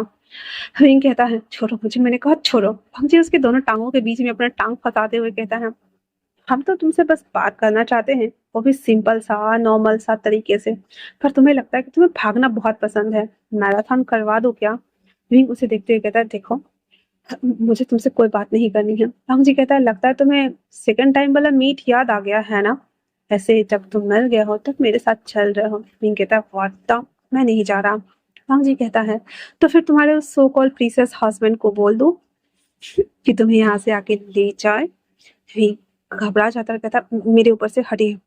हंग जी कहता है अब आया ऊँट पहाड़ के नीचे। उसके बाद वो दोनों बैठे हुए थे पूरे रास्ते, कोई चट रही नहीं कुछ नहीं। हंग जी बस उसे घूर कर देख रहा था और विंग अकवर्डली कभी इधर कभी उधर देख रहा था। एंड देन फाइनली वो लोग लैंड हाउस आ गए हुए थे जहाँ पे हिवान आ चुका था। हंग जी जब विंग को लेकर अंदर आता है तो सब लोग शॉक्ड हो गए थे। एंड देन सीचन कहते हैं ये कौन है वांग जी? वांग जी कहता है काका आप लोगों को बाद में बताऊंगा, पर मुझे पहले से 2 मिनट बात करनी है, इम्पोर्टेंट है। इतना बोल करके उसे खींचते हुए स्टडी में ले जाता, दरवाजा बंद। विंग तो बीच में आके खड़ा था। एंड देन सभी चीजों को देखते हुए कहता क्या बात करनी है? वांग जी कहता है तुम क्या बवाल पीस हो यार, मतलब तुम जानते हो शादी से भागने के बाद तुमने क्या किया है? विंग कहता है आई डोंट नो, मुझे नहीं पता और नहीं जानना है। वांग जी एक वीडियो प्ले करता है जहाँ पे विंग चाओ ने बहुत सारे एलिगेशन लगा दिए हुए थे जियांग कॉर्पोरेशन के ऊपर, जहाँ पे जियांग चेंग पागलों की तरफ पूरे संघाई में विंग को ढूंढ रहा था। एंड देन दूसरी तरफ ये भी कि विंग चाओ जो था वो भी विंग को ढूंढ रहा था क्योंकि उसकी बेइज्जती हो गई थी भाई, शादी में इतने सारे लोग आए थे और विंग भाग गया था। दैट्स व्हाई वो भी बहुत गुस्सा था और गुस्से में वो कुछ ना कुछ उटपटांग हरकतें करे जा रहा था। इतना ही नहीं, उसने तो ये तक भी बोल दिया था कि अगर कोई उसे देखता है तो वो डायरेक्ट उसे बोले ताकि वो उससे शादी करके उसे सबक सिखा सके। विंग ये सब देखकर डर जाता और कहता है पर मैं नहीं जाना चाहता। हंग जी कहता है सही कहा तुमने, नहीं जाना चाहते तुम। ऐसे मेरे पास एक डील है। और इतना बोलना हुआ था तो विंग कहता डील? कौन सा डील?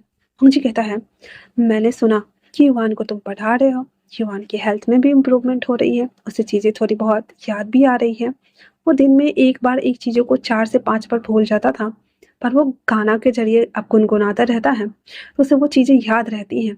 तो मैं चाहता हूँ कि तुम यहाँ पे रह के विंग को, आई मीन की युवान को पढ़ाओ। विंग डरते हुए कहता है नहीं, मैं यहाँ नहीं रहूँगा। वांग जी एक ईविल वाली स्माइल करते हुए कहता है, क्यों? डर लग रहा है कि मैं खा जाऊँगा?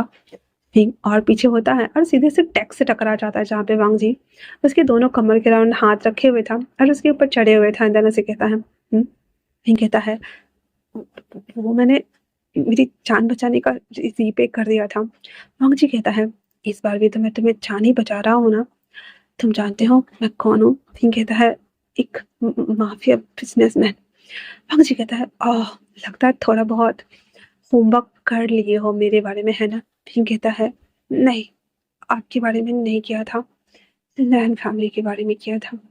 वांग जी कहता है, तुम्हारी यही अदा मुझे काफी पसंद आती है कि तुम लॉयल हो, ट्रू हो, सच बोलते हो, ऑनेस्ट पीपल हो। ऐसे ऐसे बंदे आजकल मिलते कहाँ हैं? इतना बोलकर वांग जी पीछे के साइड से ना विंग को ना ऐसे हल्का सा तप्पर लगा देता है, जिसके बाद विंग के ऊपर से हटते हुए कहता है, तो डील मंजूर है? विंग कहता है, मैं खुद खुद रहता हूँ, मुझे वहीं रहना है। वांग जी कहता है, पता लगाने के लिए तुम्हें 1 मिनट में लगा लूँ कि कहाँ रहते हो, और जब भागे थे तो तुम्हारे पास वैसे भी कुछ नहीं था, तो मेरे ख्याल से तुम यहाँ रह सकते हो, है ना? विंग कहता है, मैं अपने दोस्त के साथ रहता हूँ। वांग जी उसे देखता है, देन कहता है, क्या वो तुम्हारा बॉयफ्रेंड है? विंग कहता है, नहीं।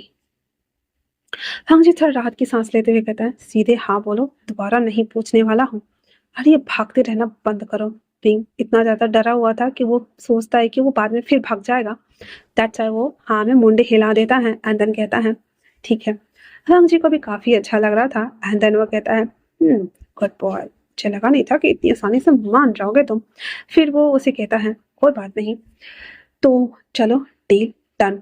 और उसके बाद वो दोनों बाहर आते हैं। बाहर आने के बाद वांग जी सभी फैमिली वालों को बता देता है कि विंग जो युवान का टीचर है। इसके बाद सारे फैमिली वाले खुश हो गए थे एंड देन वांग जी ये भी ऐड कर देता है कि स्कूल में सभी बच्चे के जाने के बाद वो युवान के साथ में था। युवान भी खुश हो जाता है एंड देन उसके पास आते हुए कहता है, वी sir, thank you so much यहाँ तक आने के लिए। और उसे ऐसे ना टांग पकड़ के ना खड़ा था, जिसे देखकर विंग तो अलग ही डरा हुआ था। पूरी फैमिली वाले भाई मस्त एकदम हैंडसम बंदे तो थे ही, पर हट्टे कट्टे सारे के सारे थे, और बेचारा विंग हमारा अलग ही जोन में था। एंड देन देखते हुए कहता है, हाँ। फिर सब लोग वहाँ पे आते हैं जहाँ पे वो सब लोग देख रहे थे विंग को, जहाँ पे विंग ऑकवर्ड फील कर रहा था। फिर अंकल किरण कहते हैं, मेरा नाम लैन किरण है, मैं वांग जी और सीजन का अंकल हूँ। उसके बाद वहाँ पे लैनी और चंगा जिन थे। वो दोनों बताते हैं कि वो दोनों उसके मॉम डैड हैं। सीजन कहते हैं कि मैं वांग जी का बड़ा भाई हूँ और इस फैमिली का बड़ा बेटा। और उसके बाद मीट माई वाइफ। जिसके बाद जब मिंग याओ की तरफ इशारा करता है तो विंग हाँ करते हुए देख रहा था। उसे लग रहा था कि शायद सीजन की कोई वाइफ है, आई मीन की युवान की कोई मम्मा है। जिसके बाद मींगा उसे देखते हुए कहता है, हेलो। और युवान उसके बगल में बैठा हुआ था, जिसके बाद उसे याद आता है कि हाँ, युवान को अडॉप्ट किया गया है। देन वो समझ गए थे कि भाई मैन है तो कैसे बच्चा दे सकते हैं, दैट्स व्हाई अडॉप्ट ही किया गया होगा। उसके बाद वो कहता है, अच्छा तो मैं अब चलता हूँ। जहाँ पे वांग जी कहता है, क्या कहा था मैंने कि तुम्हें यही रहना है? वैसे तुम्हें प्रॉब्लम ना हो इसलिए मैंने तुम्हारा सारा इंतजाम कर दिया है।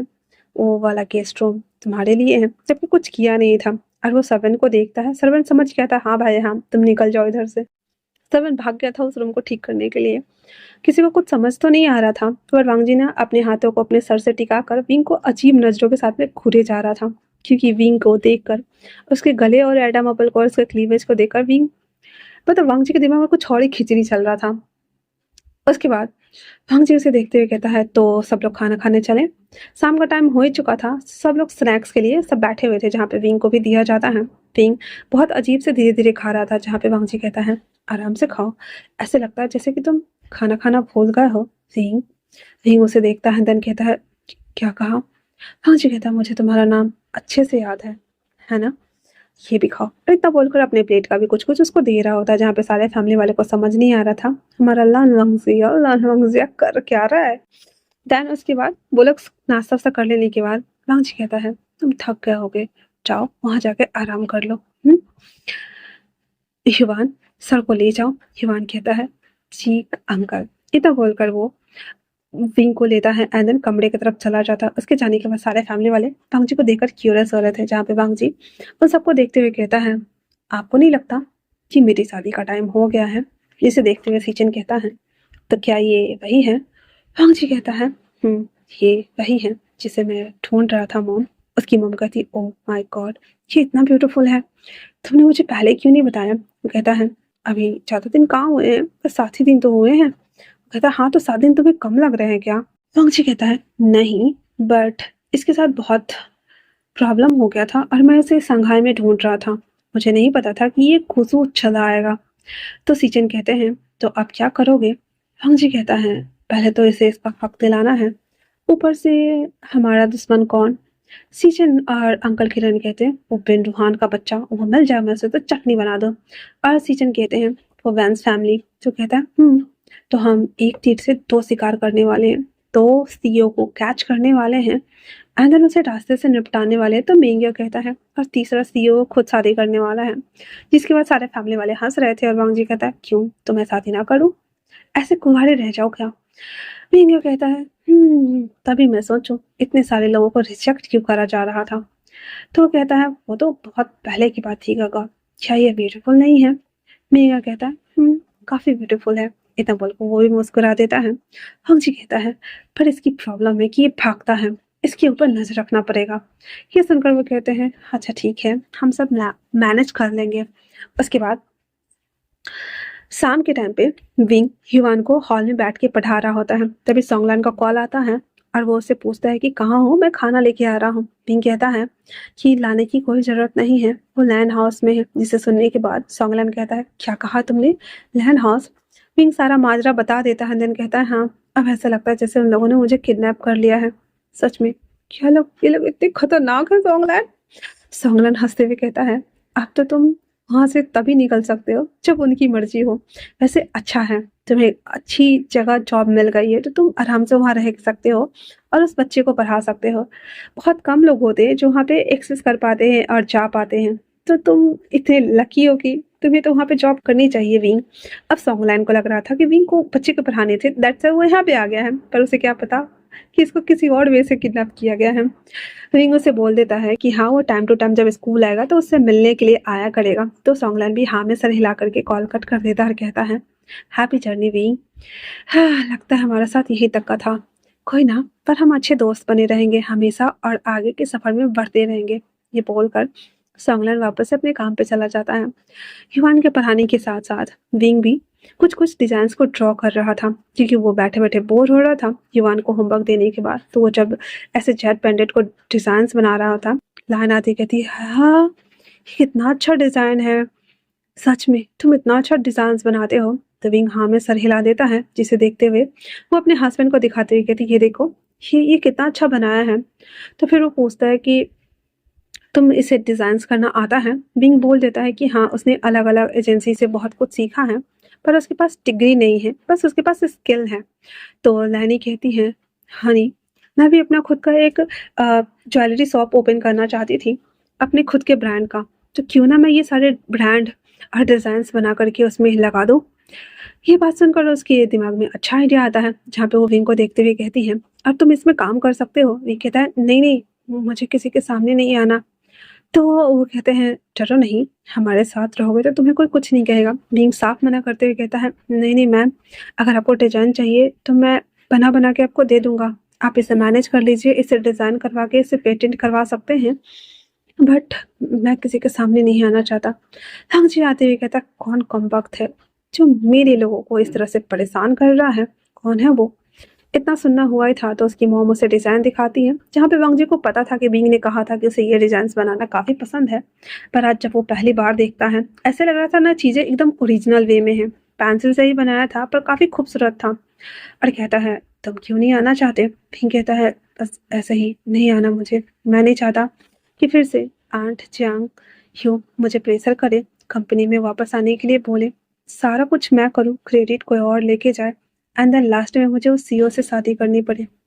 मैं ये नहीं चाहता, मुझे अपनी लाइफ में आज़ादी चाहिए। मैंने बहुत वहाँ पे घुट के रह लिया है, अगर मेहरबानी हो तो मैं यहाँ से जा सकता हूँ क्या? वांग जी कहता है, तुम्हारी लाइफ की गारंटी मैं लेता हूँ, तुम्हें ये डिजाइन्स बनाना है तो तुम बना सकते हो, तुम्हारी सेफ्टी की भी जिम्मेदारी हमारी। अब इनको तो इतना पता था कि लैंस फैमिली काफ़ी पावरफुल है, दैट्स वाई वो कुछ नहीं बोलता है। देन कहता है, पर मुझे किसी के सामने नहीं जाना। वांग जी कहता है, ठीक है। उसके बाद लैनी कहती है, सीजन, देखो मुझे इस पे काम करना है एंड देन तुम कंपनी की तैयारी करो। उसकी मॉम की बात सुनकर वो कह देता है ठीक है मॉम, हम आपके लिए एक नया ब्रांड ही लॉन्च कर देते हैं, एक छोटा सा स्टार्टअप करके। उसकी मॉम भी काफ़ी खुश हो गई थी क्योंकि उसकी मॉम को भी जेड स्टोन्स की काफ़ी जानकारी थी। तो वो विंग के साथ ऐसे मिल करके उसे डिजाइन करने वाली थी। युवान का हो जाने के बाद सब लोग खाना खा रहे होते हैं जहाँ पे उसी चीज़ के ऊपर डिस्कशन चल रहा था, stone, gem stones and then chains, उसके बाद silver and gold, rose gold, platinum, इस तरह के डिजाइन बनाने के लिए विंग से बातें हो रही थी। विंग इस समय अच्छे से महारत था क्योंकि जियांग कंपनी विंग के भरोसे ही चल रही थी। और वहां से आने के बाद ही 7 ही दिन हुए थे, पर जियांग कंपनी के ऊपर तो एक तो ऐसे ही वेंचाओ ने इतने सारे एलिगेशन लगा दिए थे, ऊपर से ये भी कि वो नहीं था तो डिजाइन पेटेंट जो था वो सब भी डाउन जा रहा था। और एक ही तरह के डिजाइन बनाना ठीक है, वहाँ पे बहुत सारे वर्कर्स काम कर रहे थे, पर विंग के डिजाइन थोड़े से यूनिक होते थे। दैट्स वाई इफेक्ट तो पड़ रहा था उन लोगों को। और जियांग फिक्यू और जियांग फेमियांग भी काफी ज्यादा चिंते में थे। जियांग फेमियांग को तो डर लग रहा था कि विंग आखिरकार भाग क्यों गया, उसे तो पता ही नहीं था कि इतना सारा रायता मच चुका था।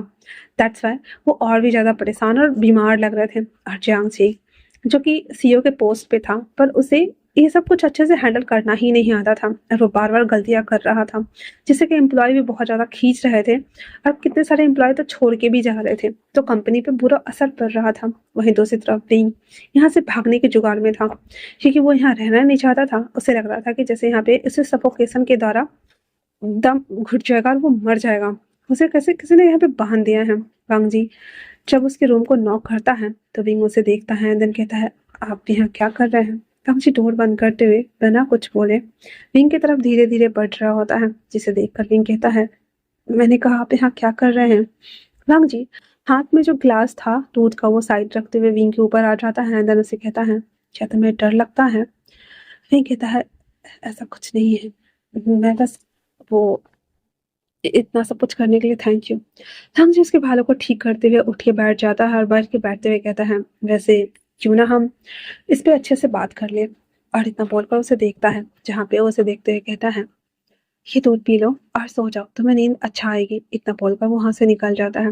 विंग तो बस हाँ करते हुए वांग जी को देख रहा था और कहता है ये क्या था, उसने मेरे साथ इतना सब कुछ कर दिया, आई मीन कि मेरी हार्ट बीट बढ़ा दी एंड देन भाग गया। फिर विंग अपने मन में सोचता है छोड़ो मुझे इतना सोचना ही नहीं है। और उसके बाद वो वापस से दूध पी जाता है एंड देन लेटा हुआ था। अब वो लेटा हुआ था तो उसे वो सब कुछ याद आ रहा था और वो समझ नहीं पा रहा था कि ये सब अचानक से कैसे सब चेंज हो गया, कहाँ से वो गुस्सू आया, गुस्सा करके वो यहाँ कैसे आ गया।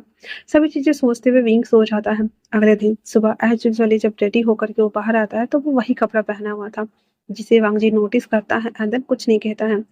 फिर वो दोनों नाश्ते के टेबल पे थे, सब लोग थे। फिर उसकी मॉम कह देती है कि हमने ऐसे ऐसे सोचा है और इस पे हम काम करने वाले हैं। विंग भी हाँ में सर हिला देता है और उसके बाद वो कह देता है ठीक है, पर मैं स्कूल में बच्चों को पढ़ाना चाहता हूँ, तो दोपहर से लेकर शाम की शिफ्ट होती है मेरी, तो उसके बाद मैं फ्री रहता हूँ, तो मैं वो वाले टाइम जोन में मैं बना दिया करूँगा। उसकी मॉम भी मान जाती है। फिर वांग जी विंग और युवान को लेकर स्कूल आता है जहाँ पे वो दोनों को उतार करके वांग जी उसे देख रहा होता है। तो क्रिस कहता है सर आपके दिमाग में ऐसा क्या चल रहा है। क्रिस कहता है तो वांग जी उसे कहता है इसके फैमिली बैकग्राउंड के बारे में पता करो, मुझे सब कुछ जानना है, और हाँ उन लोगों पे नज़र भी रखना, अगर वो इस तक पहुंचने की कोशिश करे तो पहले मुझे बताना। इतना बोल करके और वो वहां से विंग को देखता हुआ चला जाता है। विंग अंदर आने के बाद वापस से बच्चे को पढ़ाने लिखाने में लग गया हुआ था। शाम के टाइम पे एज यूजुअली जब वो घर आता है तो वांग जी देखता है कि सब लोग अपने अपने काम में लगे हुए हैं और विंग ना कुछ पेपर्स को ना ऐसे खड़ा होकर झुकते नहीं है, जैसे खड़ा होकर बेड पे रखो पेपर तो मोड़ते रहते हैं, तो वो ना कुछ कलेक्ट कर रहा था। जहाँ पे वांग जी रूम को आराम से बंद करते हुए सीधे आता है और विंग को ना ऐसे ऐसे बाहों में भर लेता है और पेपर हवा में पूरा फ्लाई कर रहा था, जहाँ पे विंग ना पीछे से उसे देख रहा था और वांग जी उसकी आंखों में देख रहा होता है। धीरे धीरे करके वांग जी उसकी तरफ बढ़ता है किस करने के लिए, तो विंग उसे धक्का देते हुए कहता है ये क्या कर रहे हैं हाँ। तो वांग जी थोड़ा सा होश में आते हुए उस बेड पे पुश करता है, उसके हाथों को ऊपर करते हुए कहता है क्या तुम मुझे रिपीट नहीं करना चाहोगे। विंग के बॉडी को टच करते हुए वो बोल रहा था, जहाँ पे वांग जी उसे देख विंग उसे देखते हुए कहता हॉर्नी कहीं का, आपने मेरी अभी जान नहीं बचाई है और ऐसा कुछ नहीं किया है जिससे कि मैं आपको रीपे करूं, और वैसे भी मैंने कहा था कि वन नाइट स्टैंड समझ के भूल रही है। वांग जी उसके कान में हंस की वॉइस में कहता है वो काफी ज्यादा मजेदार था, मैं भूल नहीं पा रहा हूँ, एक बार फिर से ट्राई करके देखे क्या। वे ये जब सुनता है उसके होश उड़ जाता है, कहता पौवट कहीं के, छोड़ो मुझे। पर भांजी कहता है मेरे साथ चलो। और इतना बोलने के साथ ही वॉशरूम में लेकर खड़ा कर देता है उसे, और वॉशरूम में वो उसे जबरदस्ती किस करना स्टार्ट कर देता है, और ड्रेस अनड्रेस कर रहा था, जहाँ पे विंग कहता है ये क्या कर रहे हो। मुझे कहता है तुम अच्छे से जानते हो कि मैं क्या कर रहा हूँ। और उसके साथ ही उसे सब कुछ हटाने के साथ अपने आप को भी रिमूव करने के साथ ही उसके साथ वहाँ पे इन्वॉल्व होने स्टार्ट हो जाता है। विंग जो कि बहुत ज़्यादा गहरी सांसें लेते हुए आवाज़ें कर रहा था, और वांगजी पागल हुए जा रहा था। फाइनली एक राउंड कंप्लीट करने के बाद उसे देखता है एंड देन कहता है तुम बहुत ज़्यादा स्वीट हो, तुम्हारी बॉडी की ये स्मेल मुझे क्रेजी करती है। ऐसे अगले हफ्ता वीकेंड होने वाला है, हम कहीं घूमने चले। ही कहता है I am not your boyfriend, तो मैं कहीं नहीं जा रहा, मुझे और भी काम है। वो कहता है हम ऑल फैमिली जाने वाले हैं, जो हम साथ में चले। ही उसे देखता है एंड देन कहता है मुझे नहीं जाना, मैं यहीं ठीक हूँ। वांग जी एक लास्ट झटका एंड देन विंग कराने लगता है, जिसके बाद वांग जी कहता है हम जा रहे हैं। विंग नहीं सुन रहा था, पर वांग जी ने अपना ऑर्डर दे दिया हुआ था। उसके बाद उसे कहता है और हाँ, भागने की कोशिश तो बिल्कुल भी मत करना। विंग कहता है मेरे लिए अच्छा मौका है, मैं अगर वहां से भाग जाता हूँ तो मुझे कोई पकड़ने वाला भी नहीं होगा, और मैं कहीं और भी जा सकता हूँ, इसलिए वो कुछ नहीं बोलता है। एंड देन वैसे ही था जब तक कि वांग जी उसे छोड़ नहीं देता है। उसके बाद वांग जी बात कौन पहनकर उसे घूर रहा होता है, जो कि वो बात कौन को ठीक कर रहा होता है। वांग जी कहता है अगर ऐसे रहा तो मैं एक बार और, फिर वो देखते कहता आप फॉरगेट इट, मैं चाहता हूँ। और उसके कमरे से ऐसे नट्ठन टनाते हुए निकलता है जैसे कि वो मून वॉक पे निकला है, एंड वार्निंग वॉक पे निकला है। उसके सारे फैमिली वाले उसे, क्योंकि विंग का कमरा नीचे था, साइड वाले कॉर्नर में था, और वो ऊपर जा रहा था। सारे फैमिली वाले उसे देख रहे होते हैं, अंदर कहते वांग जी कहता व्हाट, जो सोच रहे हैं वही हुआ है। सारे फैमिली वाले उस तरफ देख रहे होते हैं, बेचारे विंग का क्या ही हुआ होगा। और सीजन कहता है मॉम आवाज क्यों नहीं आई। मीगा और मार्टे कहता तुम्हें सुनना था क्या। तो कहता पर फिर भी चिल्लाने की तो आवाज आनी चाहिए ना। मीगा कहता शायद वो वॉशरूम। एंड देन वो चुप हो जाता है, जहाँ पे सारे फैमिली वाले कहते हैं हाँ, हमारा बेटे पता नहीं क्या ही करेगा उसके साथ में। उसके बाद अंकल किरण कहते हैं क्या करेगा, हमारा खून है, हमारे हार्ट्स है, हमारी तरह जावाज है, तो क्या करेगा, अपनी चीजों पे अधिकार जमाना आना चाहिए ना। वो उसकी बात सुनने के बाद कहते हैं पॉइंट तो है। युवान कहता है डाडा डाडा, क्या अंकल ने वी टीचर को परेशान किया है। इतना सुनना हुआ था तो मेगा कहता है आपको ये सब नहीं सुनना चाहिए, परेशान नहीं किया है। तो कहते हैं वो उनके रूम से इस तरह से क्यों निकले। जिसके बाद मेगा क्या आंसर करे छोटे बच्चे को, हाँ बताओ क्या बोलेगा लोग। उसके बाद कहता है नहीं नहीं ऐसा कुछ नहीं हुआ है। वहीं दूसरी तरफ विंग, जो कि उसकी बॉडी इतने टाइम से थोड़े से ब्रीफ कर रहे थे, अंदर भारी भारी लग रहा था उसे, और थोड़ा सा परेशान भी था। अब जाकर के फिर से उससे रिलैक्सेशन मिल रहा था। बॉडी टू बॉडी कनेक्ट होने के बाद सारी थकान निकल चुकी थी उसकी। वो सावर लेता है, अंदर इरिटेट होते हुए आता है, कहता है ये इंसान जब देखो तो मेरे पास आकर कुछ भी करके चला जाता है, मैं मना क्यों नहीं कर पाता हूँ। वही उसके बाद जब वो नहा कर के आता है तो वांग जी फिर से टन आते हुए नीचे आता है, जिसे देखकर वो कहते हैं यहाँ पे क्या चल रहा है वांग जी। वांग जी कहता है एक्चुअली में कुछ और भी है। इतना बोलकर वो क्रिस को कॉल करता है, जहाँ पे वो बहुत सारा लगेज लेकर आया था। वो कहता है ये लीजिए सर। वांग जी कहता है मॉम उसके पास कपड़े नहीं है, दैट्स इट, मैंने ये मंगाया है, आपको नहीं लगता। तो वो कहता है हाँ ये तो मैंने नोटिस ही नहीं किया। वो एक ही कपड़े बार बार रिपीट कर रहा था। गुड जॉब वांग जी। फिर विंग वो सारी चीजें लेकर बेड पे पटक देता है, जहाँ पे विंग जब अंदर आता है तो उसे देखते हुए फर से ऐसे ना हड़बड़ाते हुए गेट पे रुक जाता है, टॉवल खुल जाता है, जिसे देखकर वांग जी हंसते हुए टॉवल उठाकर देता कहता है दोबारा करना चाहते हो तो सीधे सीधे बोलो ना, मुझे इस तरह से सिड्यूस करने की क्या जरूरत है बेबी डॉल। विंग फिर से चिढ़ते हुए कहता है I am not a baby doll. वांग जी कहता है तो बेबी मैन बुलाऊं।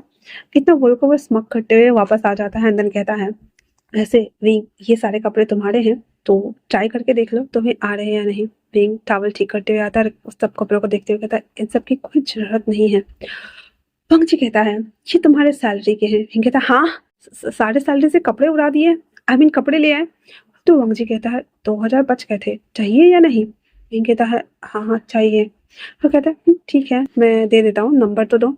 विंग अपना फोन ऐसे लेकर उसके सामने में आके खड़ा था। वांगजी हंसते हुए स्कैन करता है, अंदर उसके अकाउंट में 2 लाख युआन ट्रांसफर कर देता है, जिसे देखकर विंग कहता है ये क्या है। वांगजी कहता है अभी तो तुमने मुझे रीपे करके खुश किया ना, ये इसका छोटा सा इनाम है और कुछ भी नहीं, वैसे एंजॉय करना। और हाँ ये कपड़े ट्राई करके आओ। विंग कहता है मैं बाद में कर लूंगा। वांगजी कहता है ओके। फिर इतना बोल करके वो वहां से बाहर जाता है। विंग को लगता है जब वो चला गया तो वो कपड़े चेक कर रहा होता है। अब घर वाले वंग जी को देख रहे हैं, बाहर आकर वो खड़ा है गेट के पास।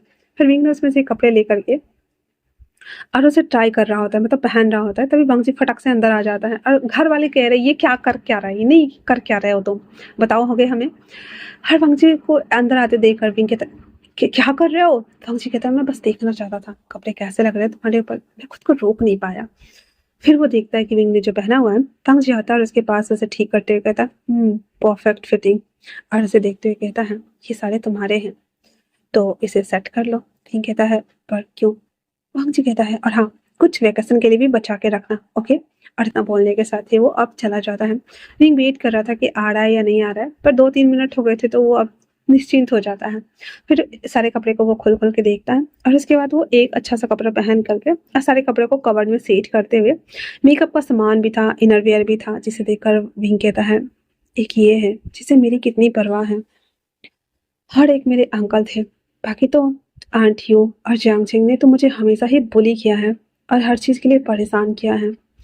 हाँ, अगर अंकल ना होते तो मैं तो पढ़ भी नहीं पाता, ना ही मुझे लैपटॉप या कंप्यूटर मिलता, पुराना ही सही, और ना ही वो सारी चीज़ें। ये सब सोचते हुए विंग को बुरा लग रहा था। देन कहता है आंट को मेरे डिजाइन्स चाहिए, मैं उन्हें डिजाइन्स दूंगा और बदले में अपनी फ्रीडम। इतना बोलते हुए वो बाहर आता है तो सब लोग ना उसे देख रहे थे, जहाँ पे हमारा विंग कुछ ज़्यादा ही साइन कर रहा था और सामने फैमिली वाले उसके ना हिकीज और बाइट मार्क्स को देखने में लगे हुए थे, जो कि नेक के पास हमारे वंग जी ने जानबूझ कर लगा दिया हुआ था। बाहर आओगे तो सबको दिखाना है तुमको। और उसको नहीं पता है कि वंग जी ये कारनामा सारे फैमिली वालों के सामने में कर रहा है। विंग आराम से बैठा हुआ था जहाँ पे युवान कहता है अंकल अंकल, वी टीचर, आपको अंकल ने बुली किया क्या? तो विंग घबराते हुए कहता है नहीं तो वो कहता है वो बात गाउन पहन के ऊपर क्यों जा रहे थे? जिसके बाद विंग बेचारा इतना शर्माया कि वो चॉपस्टिक नीचे रख देता है और जिसके बाद मिंग कहता है पापा खाते वक्त बात नहीं करते। और हाँ विंग तुम खाओ, ये कुछ भी बोलता रहता है। ऐसा बोलकर वो लोग सब नीचे सर करके खा रहे होते हैं, क्योंकि भाई सबको पता है कि क्या ही कांड हुआ होगा। एंड देन एम्बैरेसमेंट फील ना हो विंग को, इसलिए वो कुछ नहीं बोलता। पर वांग जी अभी भी बाज नहीं आ रहा था, वो खा रहा होता है और जो विंग था ना उसके थाइस को ना रब कर रहा होता अपने लेफ्ट हैंड से, और धीरे धीरे हाथ ऊपर जा रहे थे जहाँ पे विंग अजीब फील कर रहा था। और वो नीचे देख रहा होता है और अपना मुंडी और नीचे झुकाए हुए था और अपने मन में कहता है ये इंसान किस लेवल का हॉर्नी है, हर वक्त इसके दिमाग में यही क्यों चलते रहता है। और ये सोचते हुए वो वांगजी को घूर के देख रहा होता है, पर वांगजी मजे ले रहा था, उसे टच कर रहा था एंड देन उसको और कंटिन्यू करा हुआ था। विंग जैसे तैसे करके जल्दी जल्दी आधा खा लेता है, देन कहता है मेरा हो गया, मैं जाता हूँ। खड़ा होकर वो अपने कमरे में भाग जाता है। तो सीजन चॉपस्टिक पटकते हुए कहते हैं वांगजी खाने के वक्त तो उसे छोड़ दो, क्यों उसे परेशान कर रहे थे? जहाँ पे वांगजी एक स्मक के साथ में कहता का आपको लगता है ऐसे ये सब कुछ मैंने आपसे ही सीखा है। जहाँ पे मेंगा बेचारा खांसने लगा था और कहता है और करो सबके सामने में रोमांस, बच्चे बिगड़ जाते हैं। सीजन कहता है ये किधर से बच्चा लग रहा है, ये 32 ईयर्स का है। वांग जी आराम से कहता है मॉम मुझे बस उससे शादी करनी है, क्या आप मेरी शादी जल्दी नहीं करवा सकती? उसकी मॉम कहती है पहले वो हाँ तो करे, वो पहले से ही डरा हुआ है अपनी शादी को लेकर के, उसके दिमाग में गलत थॉट्स हैं। ऊपर से उसकी आंट और उसका भाई, और दूसरी तरफ उसके वो सो कॉल्ड हस्बैंड जो उसके पीछे नहा धो के पड़ा है, उससे तो पहले निपट लो। जी कहता है पहले मेरी शादी तो करा दो मॉम, मैं सबसे निपट लूंगा। अंकल कहते हैं पर कम से कम उसके दिल में तुम्हारे लिए फीलिंग्स तो होनी चाहिए ना। मुझे कहता है हाँ हम तो वैसे भी घूमने जा ही रहे हैं ना। तो कहता है मे भी शायद वहाँ पे कुछ तो बात बन जाए। हाँ जी कहता है मे भी शायद हाँ। और इतना बोलते हुए उस तरफ देखता है तो सीजन कहता है खा लो, उसे परेशान करना बंद करो, बेचारा कितना एम्बैरेस हो गया है, और बाद में उसके लिए दूर लेके जाना। हाँ जी कहता जहाँ पे इवान कहता है आप बहुत गंदे हो, आप टीचर वी को बहुत बुली करते हो। जहाँ पे फिर से इवान की बात सुनकर वो कहता है तुम्हें टीचर वी कैसा लगता है इवान? इवान कहता है काफी अच्छे, पर आप बुली करते हो। तो इवान कहता है वांगजी कहता है इवान से अगर कैसा हो मैं तुम्हें आंटी बना दूँ तो? इवान उसे देख रहा था। आनंदन कहता है आंटी, ये तब तो बहुत अच्छा रहेगा। शिवान की बात सुनने के बाद वांगजी कहता है नॉटी, उन्हें बताना मत, ओके ना? उसके बाद वो कहते हैं ठीक है। सारे फैमिली वाले मिंग के लिए थोड़े से ऑब्सेस्ड हो रहे थे। उसके बाद मिंग अपने कमरे में आकर डिजाइन वगैरह बना रहा था, जहाँ पे लैनी आते हुए उसके साथ दूध लेके आई थी और कहती है पापा ये दूध ले लीजिए और ये डिजाइन सब काफ़ी अच्छे हैं। मैंने अपने कुछ ज्वेलर से बात किया है तो वो लोग मान गए हैं हमारे साथ काम करने के लिए, इस डिजाइन्स के ऊपर काम करने के लिए। इतना सुनना हुआ ही था तो विंग कहता है ये तो अच्छी बात है। फिर वो लोग कहते हैं वो लोग हमें अपने बेस्ट ज्वेलर्स देंगे जो कि ये डिजाइन्स को कंप्लीट करेंगे और ये सब मशीन के द्वारा बनाई जाएगी, है ना? विंग हाँ में सर हिला देता है। जिसके बाद लाइनी वहाँ पे बैठ के विंग के साथ में डिस्कस कर रही थी कि हम ऐसे चेन से भी कुछ डिजाइन्स बना सकते हैं, इस तरह का डिजाइन्स भी बना सकते हैं। विंग विंग मैडम लैनी लैनी की ना सारी बातें सुन रहा होता है एंड देन वो सब में हाँ कर रहा होता है और उसे समझा भी रहा होता है कि हाँ हम ऐसे पर्टिकुलर तरीके से काम करेंगे तो ऐसे ये हो सकता है। ये सभी चीज़ें हो जाने के बाद लैनी कहती है तो क्या आप हमारे साथ हम लोग घूमने जा रहे हैं तो चलोगे क्या? विंग को तो वैसे भी भागने का एक बहाना चाहिए था, दैट्स व्हाई वो हाँ में सर हिला देता है। लैनी भी बहुत खुश हो जाती है देन वहां से वो चली जाती है। विंग सारा पेपर सब समेट करके और उसे चार्ट बनाकर जब बॉक्स में फिल कर रहा था, वांग जी चुपके से उसके बैग की तरफ आ करके और उसके शर्ट्स के अंदर हाथ डाल करके उसे ऐसे ग्रैब कर लेता है। जहाँ पे विंग पीछे पलटते हुए कहता है ये क्या कर रहे हैं? वांग जी कहता है कुछ नहीं, मैं बस तुम्हें सेड्यूस करने का ट्राई कर रहा हूँ। ये सुन करके विंग उसे हटा देता है। देन कहता देखिए मैंने मैंने आपसे ये नहीं कहा था करने के लिए एंड प्लीज दूर रहिए मुझसे। वो रात गई और बात गई, मुझे ये सब नहीं करना है। तो वंग जी उसका पूरा मुंह बन जाता है एंड देन कहता है तुम ऐसा क्यों बोल रहे हो? विंग कहता है एक्चुअली मैं अभी अभी ऐसा कुछ फेवर वाला काम किया नहीं है ना, तो जब करोगे तब देखा जाएगा और मुझे सोना है। इतना बोल बेचारा विंग साइड हो लेकर के लंक लेके बेड पे जाता है, कंबल तान के सुत जाता है। वंग जी तो पहले उसे गुस्से में घूर घूर कर देख रहा था, लाइक ये क्या था, क्या हुआ? फिर वांगजी भी ढीठ कहाँ मानने वाला था, लाइक हमने मान लो जो अंदर वो उसके जाते ही फिर वो भी उसके बगल में आकर के उसके कंबल में घुस जाता है अंदर जबरदस्ती उसके टांगों को पकड़ के उसको पकड़े हुए था। फिर कहता है आपको अपने कमरे में नहीं जाना है क्या? इस पे वांगजी कहता है मुझे नींद आ रही है, सोना है, तुम भी सो जाओ और जो भी बात करना है हम कल कर लेंगे। इतना बोल वांगजी उसके नेक में अपना सर घुसाकर जबरदस्ती सो जाता है। विंग उसके हाथों को हटाते हुए कहता है आपको पता है कि मैं घर से भाग के आया हूँ, मेरे पीछे मेरे फैमिली वाले और साथ में मेरा वो सो कॉल्ड फियांसे कम हस्बैंड, पता नहीं क्या बोलूं मैं उसे, वो पीछे घूम रहा है मुझे ढूंढने के लिए। जिस दिन मैं उसके हाथ लग गया तो आपको नहीं लगता कि प्रॉब्लम हो जाएगी आपके लिए और मैं आपके लिए बिन बुलाए मुसीबत लेकर आ जाऊंगा? और एक रात सोने के बाद आपके दिल में मेरे लिए ऐसी कोई फीलिंग्स आ गई है क्या? वांगजी जो कि सब कुछ सुन रहा था उसे देखता है देन कहता सो जाओ ना, कितना बकवास करते हो तुम। हिंग कहता है मैंने कुछ पूछा है? मंगजी कहता है मैंने कुछ नहीं सुना और इतना बोल करके वो उसके मुंडी में ना अपना सर घुसा देता है। विंग जो कि बहुत ज्यादा मायूस हो गया था और कहता है मुझे अपने दोस्त से मिलने जाना है, क्या मैं उससे जा सकता हूँ मिलने?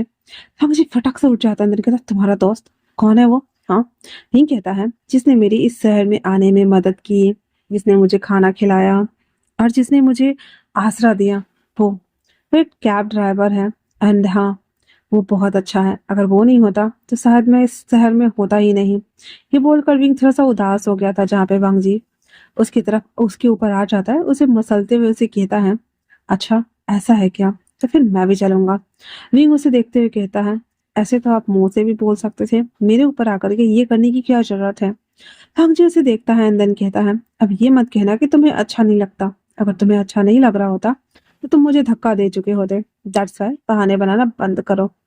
विंग उसे देखता और कहता है अगर वो लोग मुझे ले गए तो?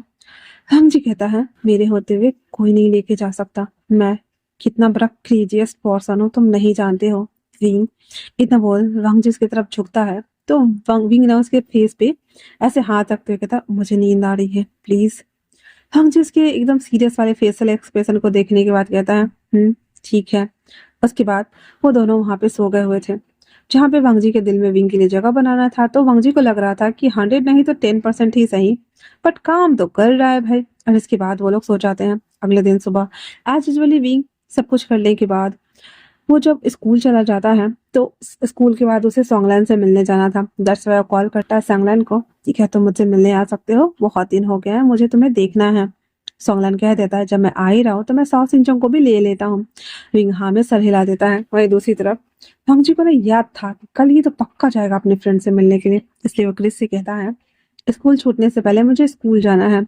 और उसके बाद वो लोग वहाँ आ जाते हैं। अब विवान जो कि अंकल को देखकर बहुत ज्यादा खुश था, तो विंग भी युवान को ले लेता है। अंदर बाहर आते हुए कहता है, अब आ गए तो आप रेडी है मिलने के लिए?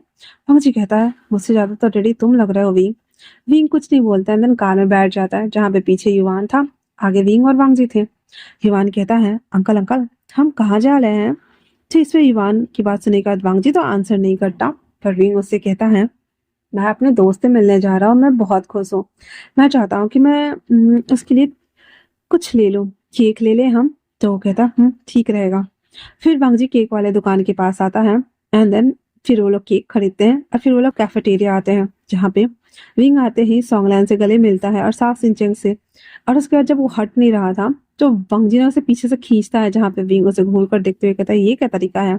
इसमें वांगजी कहता है, मैंने क्या किया, मैंने तो कुछ भी नहीं किया है। और इतना बोल करके और उसे वो देख रहा होता है जहाँ पे विंग वो लोग बैठ जाते हैं। फिर विंग ना वो केक बढ़ाते हुए कहता है, सॉन्गलैन ये तुम्हारे लिए है। फिर विंग कहता है, तो तुम इन्हें तो जानते ही हो। सॉन्गलैन कहता है, इन्हें कौन नहीं जानता, ये इतने बड़े बिजनेसमैन हैं, यहाँ के हर गली गली पे तुम्हें इनका होर्डिंग मिल जाएगा। वांगजी को बड़ा प्राउड फीलिंग हो रहा था। फिर विंग कहता है, इनसे मिलो, ये मेरे दोस्त हैं सॉन्गलैन। और फिर जो हमारा साउथ इंडियन था वो खुद ही बोलता है, और मैं सॉन्गलैन का छोटा सा भाई हूँ। पर उन दोनों की केमिस्ट्री वांगजी को देखकर साफ पता चल रहा था, दैट्स व्हाई वो समझ गया था कि ये दोनों बॉयफ्रेंड हैं। फिर वांगजी को थोड़ा सा शांति मिल रहा था, क्योंकि वांगजी को अब लग गया था कि हाँ ये लोग सच्चे वाले दोस्त है भाई, ऐसे वैसे कुछ नहीं चल रहा है इनका। फिर वो लोग कॉफी ऑर्डर करते हैं, पीते हैं। फिर विंग उन लोगों से ढेर सारी बातें करता है। ये सब कुछ हो ही रहा था तो साउथ सिंचिंग ना बबल्स टी पीते पीते कहता है, ऐसे कुछ लोग आए थे तुम्हें ढूंढने के लिए, पता नहीं कैसे उन्हें वो एड्रेस मिल गया। सॉकलन कहता है, साउथ सिंचिंग क्या बोल रहे हो? तो ये साउथ सिंचिंग कहता, हाँ वो लोग आए थे और तुम्हारे और इसके रूम की तलाशी ली थी। मैंने तुम्हें नहीं बताया क्योंकि मैंने उन लोगों को भगा दिया था, पर उनके लोग इस शहर में घूम रहे हैं और वो अभी नहीं तो कभी उसे पकड़ ही लेंगे, इतना सुनना हुआ ही था। वांग जी कहता है, अच्छा ऐसा है क्या?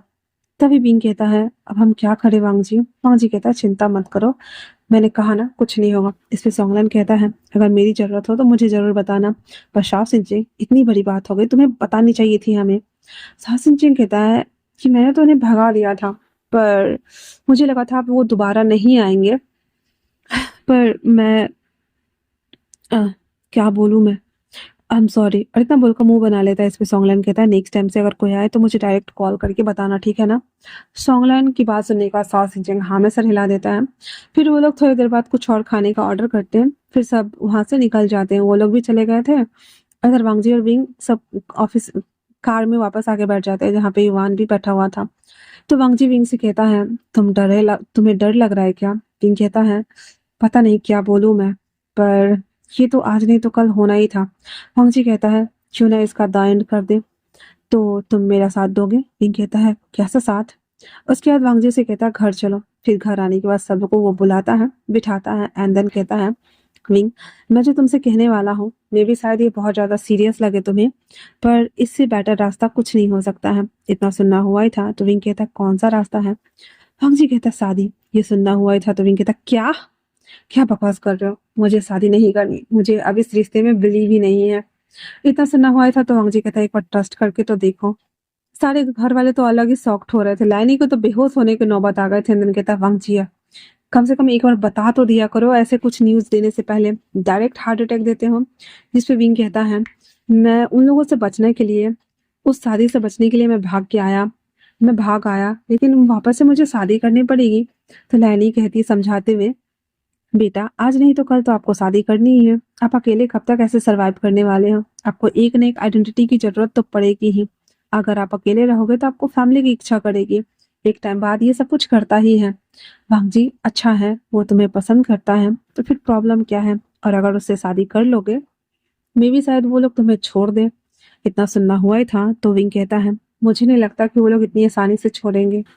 अंकल किरण कहते, बरखुरदार तुम हमें जानते नहीं हो, ना ही हमारी फैमिली को जानते हो, इसलिए ऐसी बातें कर रहे हो।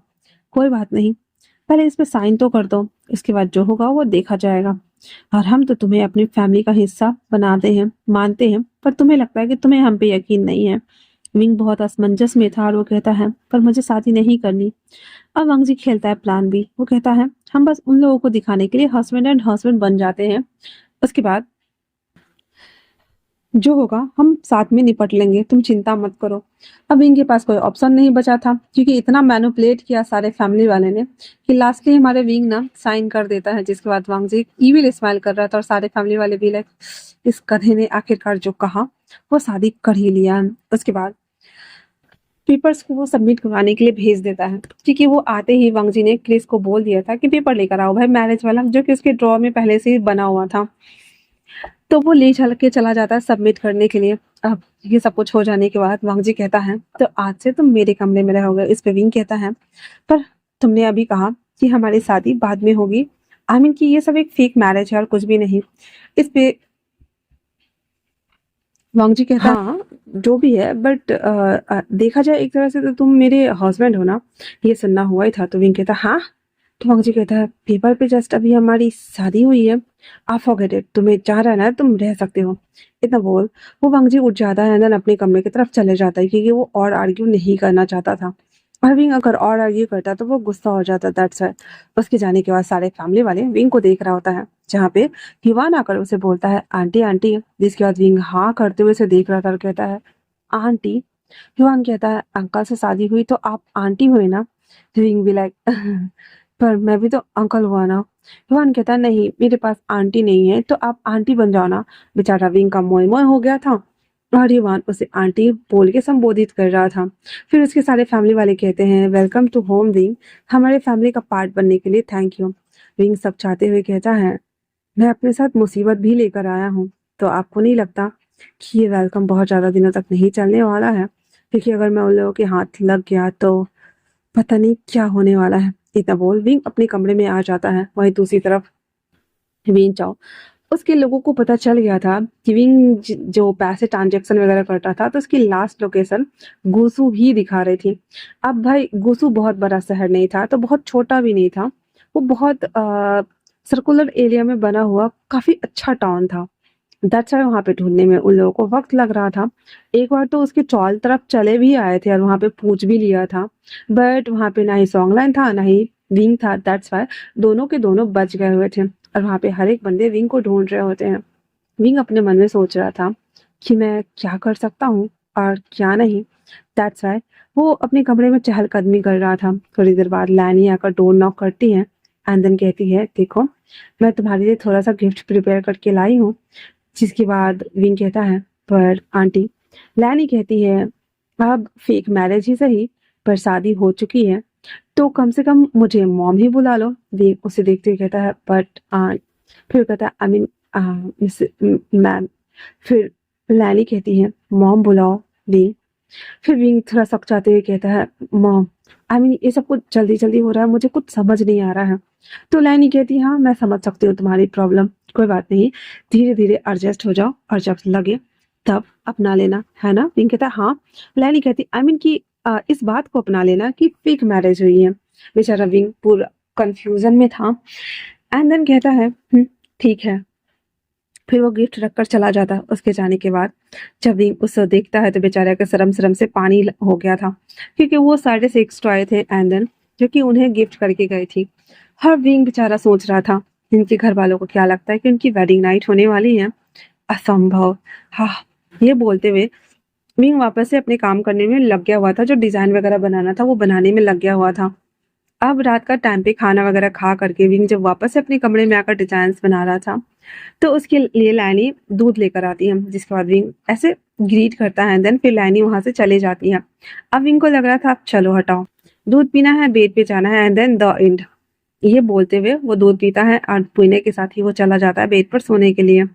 जैसे उसकी आंख लगी होगी वांग जी ऑलमोस्ट 5 या 7 मिनट बाद उस कमरे में इन करता है जहाँ पे विंग को सोया हुआ देखकर वो उसे उठाकर बाहर लाता है, जहाँ पे सारे फैमिली वाले उसे देखते हुए कहता है कल सुबह के सर्कमस्टेंसेस झेलने के लिए तुम तैयार हो वांग जी।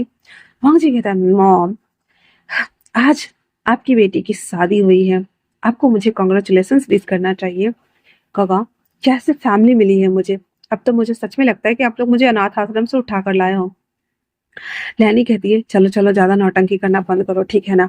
अनाथ आश्रम से उठा कर लाए हो, ये बोलते हुए और वो उसे ऐसे सब ऐसे थम्स अप करते हैं। देन वांग जी विंग को उठाकर सीधे ऊपर लेकर आता है और सारे फैमिली वाले बोलते हैं, हाँ मेरा क्रेजी बेटा पता नहीं क्या ही करेगा। सीजन हंसते हुए कहता, अच्छा है ना मॉम, इस घर में आपको दो सन इन लॉ मिल गए। युवान जो कि सो चुका था मीगा कहता, अब हम भी चले।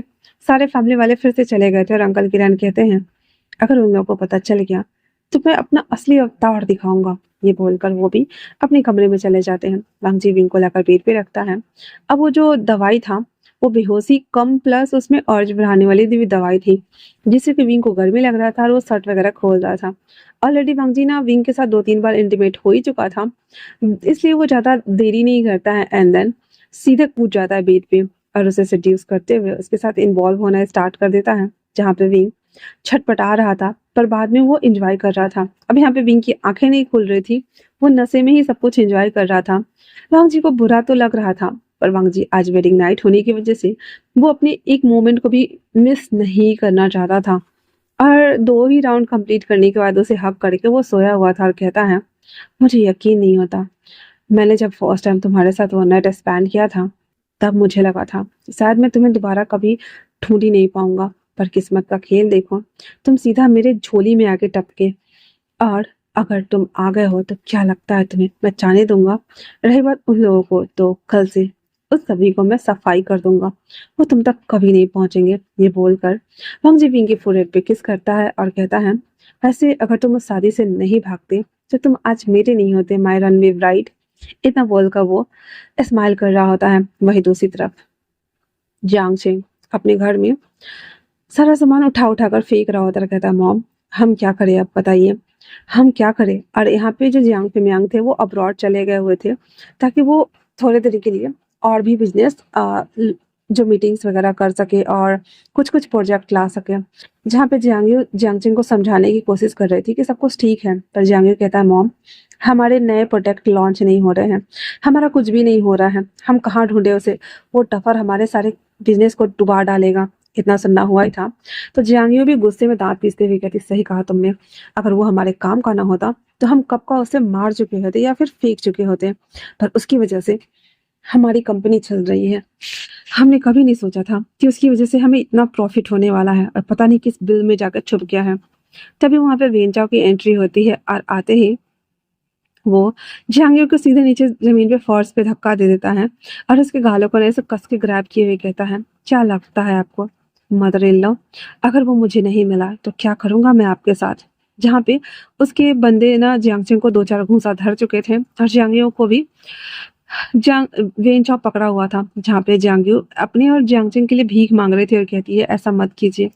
बट वो सुनने वाला कहाँ था, वो दांत खींचते हुए कहता है, मैंने उसे मांगा था क्योंकि वो मुझे पसंद था, पर बदले में मैंने इतने सारे पैसे दिए थे, अब मुझे पैसा भी चाहिए वापस और साथ में वो भी। जियांगियो कहती है, हमारी कंपनी तो वैसे भी कर्जे में जा रही है, लॉस में जा रही है, और हम उसे कहाँ से ला कर दे, हमें तो पता ही नहीं है कि वो किस बिल में छुप गया है। जहाँ पे वेंचाओ कहता है, मुझे पता चला है कि वो गोसू गया है, तो हम हमारे बंदे उसे ढूंढ रहे हैं, जिस दिन मिल गया वो तो हमारे पास आ ही जाएगा, तो चिंता मत कीजिए। और दूसरी बात ये कि मैं उसे तो अपना बनाकर ही रहूंगा जब तक कि मेरी उससे शादी ना हो जाए। उसके बाद वो कहता है, घुस हो जाने की तैयारी कीजिए क्योंकि हम घुस हो जा रहे हैं। हर जगह वो सब कुछ डर गए हुए थे। वेन चाओ ये बोलकर इविल स्माइल कर रहा होता है।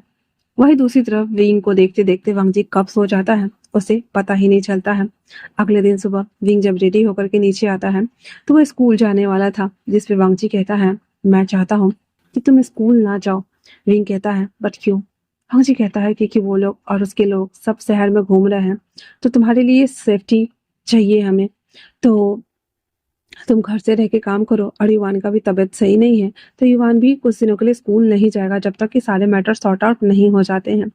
विंग भी मान गया था एंड देन वो घर पे ही रह गए। नाश्ता वगैरह करने के बाद वो डिजाइन वगैरह बनाना स्टार्ट करता है। जांगचिंग ने सीजन ने छोटा सा स्टार्टअप कर लिया हुआ था, इसलिए वो मिंगा को कहता है, मॉम को लेकर आ जाना, हम वहां जा रहे हैं चीजों को देखने और सेट करने के लिए।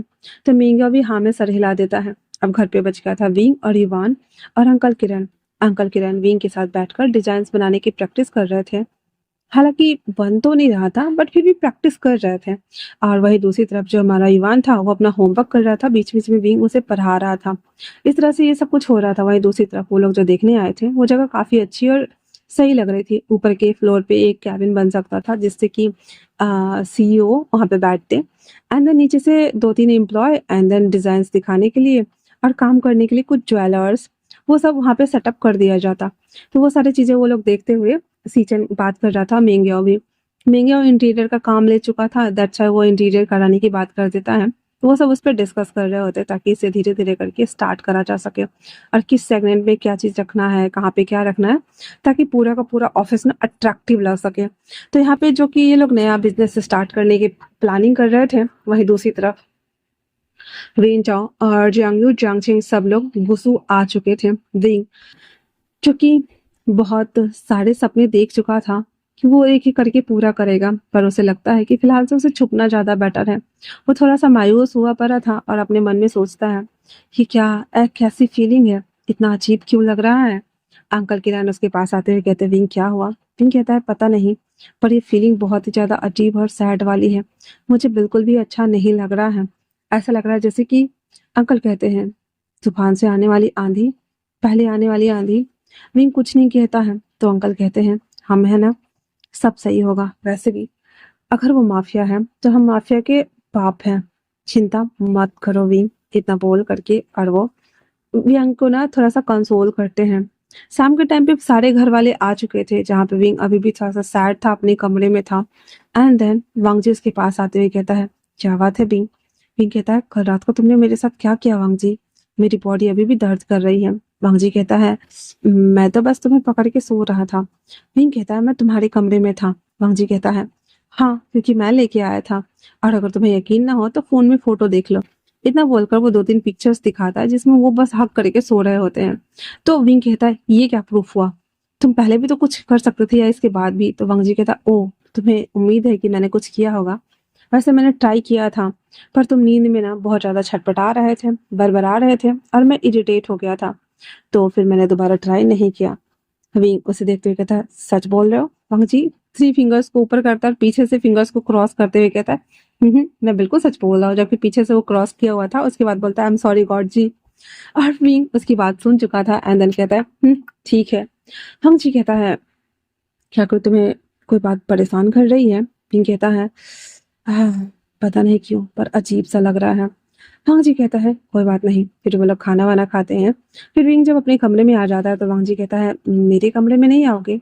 आज भी मैं तुम्हें उठा के ले जाऊंगा क्या? इस पे विंग कहता है, मुझे नहीं जाना तुम्हारे साथ। वांग जी कहता है, क्या? कल रात को तो सो चुके हो, आज सोने में क्या प्रॉब्लम है? और मैं नहीं सुनने वाला हूँ, तुम्हारे पास बस 1 घंटा है, मैं भी स्टडी में जा रहा हूँ। इतना बोलकर वो चला जाता है। विंग टाइम देखता और कहता है, ये नहीं सुनेगा। फिर सब लोग काम करने में लग गए थे और एज यूजुअली वांगजी विंग को लेकर के ऊपर चला आता है। अब हालांकि विंग के सोने तक वांगजी कुछ नहीं करता, जैसे उसे नींद आती है वांगजी उसके साथ शुरू हो जाता है, जिससे कि विंग इरिटेट भी हो रहा था। पर वांगजी ने कहा था, every day means every day, और एक बार तो होके रहेगा। बेचारा विंग ना चाहते हुए भी उसके साथ इन्वॉल्व होते जा रहा था। वहीं दूसरी तरफ 3-4 दिन के खोजबीन करने के बाद विंजा को पता चल गया था कि विंग ना लैंड हाउस के किसी बच्चे को पढ़ाता है, जिस वजह से वो कहता है, ठीक है तो हमें उसे मीटिंग अरेंज करने के लिए बोला जाए। क्रिस के साथ में उसका कन्वर्सेशन होता है। वांगजी तक जब ये बात आती है तो वांगजी कहता है, ठीक है मीटिंग अरेंज करा जाए कैफेटेरिया में, जहाँ पे बेन चाओ सामने बैठा हुआ था और वांगजी भी, जहाँ पे बेन चाओ बहुत ही आराम से पोलाइट वे में स्टाइल से और एटीट्यूड के साथ में वांगजी से कहता है, आपके पास मेरी एक प्रीशियस चीज है, मैं चाहता हूँ कि आप उसे लौटा दें। इसे वांगजी कहता है, मेरे पास तुम्हारी ऐसी कोई भी प्रीशियस चीज नहीं है, बट हाँ तुम्हें एक बात मैं बता दूं कि मेरी अभी जस्ट शादी हुई है, अगर तुम्हें मेरी वाइफ से मिलना है तो मेरे घर आ सकते हो। इतना बोलकर वो जब उठकर जाने लगता है तो वेंचौ चिल्लाते हुए कहता है, मिस्टर लान वांगची, माना कि आप बहुत बड़े बिजनेस टाइकून हैं और आपका बिजनेस करने का तरीका भी बहुत अनोखा है, बट फिर भी आपको नहीं लगता कि आपको मेरे फियांसे को लौटा देना चाहिए? वांगजी गोगल्स ठीक करते हुए वेंचौ की तरफ बढ़ता और कहता, बिल्कुल भी नहीं लगता, क्योंकि तुम्हारे फियांसे अब मेरी वाइफ है और तुम्हें लगता है कि मैं अपनी वाइफ को किसी गैर के हाथों में सौंप दूंगा? हाँ, तो भूल जाओ सपने में, जहाँ पे जियांग चिंग और जियांग यू तो हाँ करके बस देख रहे होते और कहते हैं, वाइफ? मिस्टर लैन की वाइफ? आई मीन कि विंग आपकी वाइफ है। वांग जी कहता है, हाँ तो आप दोनों मिस्टर लालची हो। क्या लगता है कि मुझे नहीं पता कि विंग को कितना टॉर्चर किया, कितना परेशान किया। उसके शेयर्स, उसकी कंपनी, सब कुछ अपने नाम हड़प लेने के बाद अब आपको उसके ऊपर दया आ रही है तो भूल जाओ, वो दया कर सकता है पर मैं नहीं। इतना बोलकर कहता क्रिस, इन लोगों के ऊपर नजर रखो और अगर ये लोग बाज ना आए सबको एक एक करके खत्म कर दो। इतना बोलकर वो कार में जाके बैठ जाता है जहाँ पे वीन चाओ जैसे वो लोग जाने वाले होते हैं गन्स लेकर के और सीधे फायर कर देता है, जिससे कि वांग जी को गोली लगते लगते बची थी। और विंचाओ गुस्से में आते हुए कहता है, मिस्टर लैन। वांग जी अभी तक कार में बैठा नहीं था, एक पंच धर देकर कहता है, वो मेरे फियांसे है, मैं उसे पसंद करता हूँ और मुझे उससे शादी करनी है। वांग जी जो कि हालांकि विंग से प्यार व्यार पहले नहीं करता था, बट वन नाइट स्टैंड के बाद, विंग के साथ नाइट स्पेंड करने के बाद वांग जी जिस जो कि उसके लिए ईगरली ढूंढ रहा था उसे और उसके बिना नहीं रह सकता था, वो उसके अब जिस भी वे से बोलो पर उससे वो कनेक्ट हो चुका था। दैट्स व्हाई वो उसे खोना नहीं चाहता था। वो और वेंचो के बीच में फाइट स्टार्ट हो जाती है।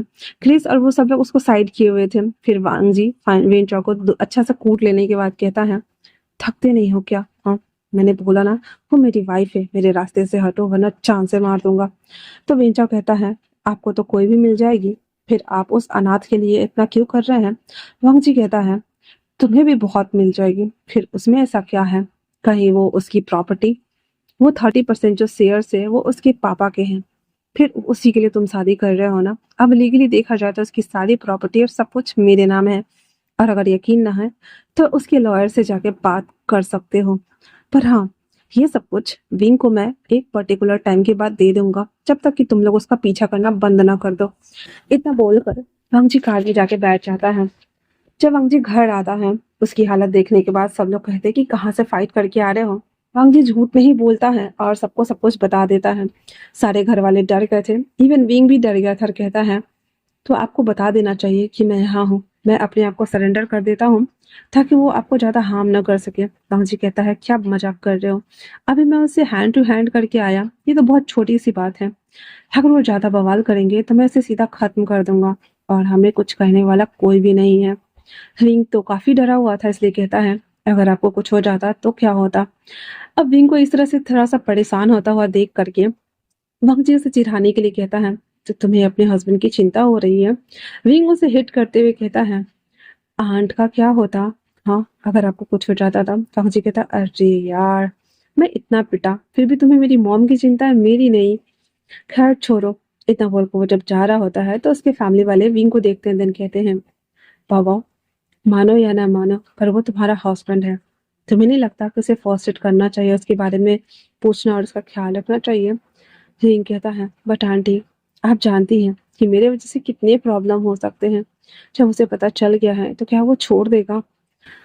आंटी कहती है, जो जब होगा तब देखा जाएगा, पर फिलहाल से ऊपर जाओ और इसे बैंडेज करो। इतना बोलकर ऊपर भेजता है, जहाँ पे विंग ऊपर आता है वांग जी को मरहम करने के लिए। वांग जी उसके हाथ को पकड़ते हुए कहता है, सच बताओ, क्या तुम्हारे दिल में मेरे लिए कोई फीलिंग्स है? और अगर नहीं है तो फिर यहाँ से जा सकते हो तुम। विंग उसे देखता और कहता है, नहीं, ऐसा कुछ नहीं है, वो तो बस वन नाइट स्टैंड की वजह से मैं यहाँ फंस गया और कुछ भी नहीं। वांग जी कहता है, ठीक है, मैं खुद कर लूंगा, तुम आजाद हो और तुम जा सकते हो। रात को जब सो जाए तो चले जाना, मैं गेट खुद ओपन कर दूंगा। विंग उसे देखता और कहता है, तो आपको बुरा नहीं लग रहा? वांग जी कहता है, जबरदस्ती की चीज मुझे पसंद नहीं आती, और वैसे भी जब तुम्हारे लेनदार तुम्हें आ गए हैं तुम्हें जाना चाहिए। इतना बोलकर वांग जी उसके हाथों को छुड़ाते हुए सीधे नहाने चला जाता है। रात के टाइम पे खाना वाना खा लेने के बाद जब सब लोग अपने अपने कमरे में थे, तो जो हमारा वांग जी था ना, वो विंग से कहता है, अगर तुम जाना चाहते हो तो जा सकते हो, वैसे तुम कहाँ जाओगे? विंग कहता है, मैं सोंगनान के पास जाना चाहता हूँ। वांग जी कहता है, हम्म, ठीक है। उसके बाद वांग जी विंग को छोड़ देता है। विंग सीधे सोंगलान से मिलने के लिए निकल जाता है, पर वांग जी ने कुछ और ही ट्रैप बिछाया हुआ था, जहाँ पे एक तरफ क्रिस उसका पीछा कर रहा था, वहीं दूसरी तरफ विंग के कार को रास्ते में ही रोक दिया जाता है। कुछ बंदे ड्राइवर को और विंग को दोनों को किडनैप करके लेके चले जाते हैं। वांग जी यही चाहता था, क्योंकि अगर वो सामने से वार करता तो फिर एक अलग सेंसेशन न्यूज बन जाती कि एक बिजनेस टाइकून ने दूसरे बिजनेस टाइकून को जेलसी की वजह से ऐसा कुछ किया। अब तो उसके पास सॉलिड रीजन भी था, अगर बात आगे फैलती है तो उसके पास प्रूफ भी था। वांग जी पुलिस को कॉल कर देता है और साथ आने के लिए बोल देता है, क्योंकि वांग जी विंग को रिस्क में नहीं डालना चाहता था और साथ में इन लोगों से निपटना भी चाहता था। 1 घंटे बाद विंग को बांधा गया था। वहां पे जियांग चेंग, जियांग यू और विन चाओ सब आ गए हुए थे और वो विंग को देख रहे होते हैं, जहाँ पे विन चाओ उसके पास आते हुए उसकी बॉडी को देखता और कहता है, तुम पहले से काफी ज्यादा खूबसूरत नहीं हो गए हो? कितने टाइम बाद देख रहा हूँ तुम्हें। मेरी शादी से भाग क्यों आए? इतना सुनना हुआ ही था तो विंग उसकी तरफ देखता और कहता है, मैं पहले से ही शादीशुदा हूँ, मुझे हाथ मत लगाना वरना मेरा हस्बैंड तुम लोगों को छोड़ेगा नहीं। अब इनको यकीन नहीं है कि वांग जी आएगा या नहीं। विन चाओ कहता है, हाँ, तुम्हें लगता है इतनी रात को वो तुम्हें घर से निकाल चुका है और वो तुम्हें बचाने आएगा? इस पे विंग कहता है, हाँ वो जरूर आएगा।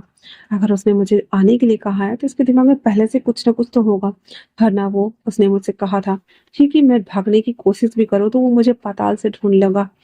तो विंग था, वो कहता है, इतना कॉन्फिडेंट? विंग कहता है, हाँ होगा क्यों नहीं, आफ्टर ऑल वो मेरा हस्बैंड जो है।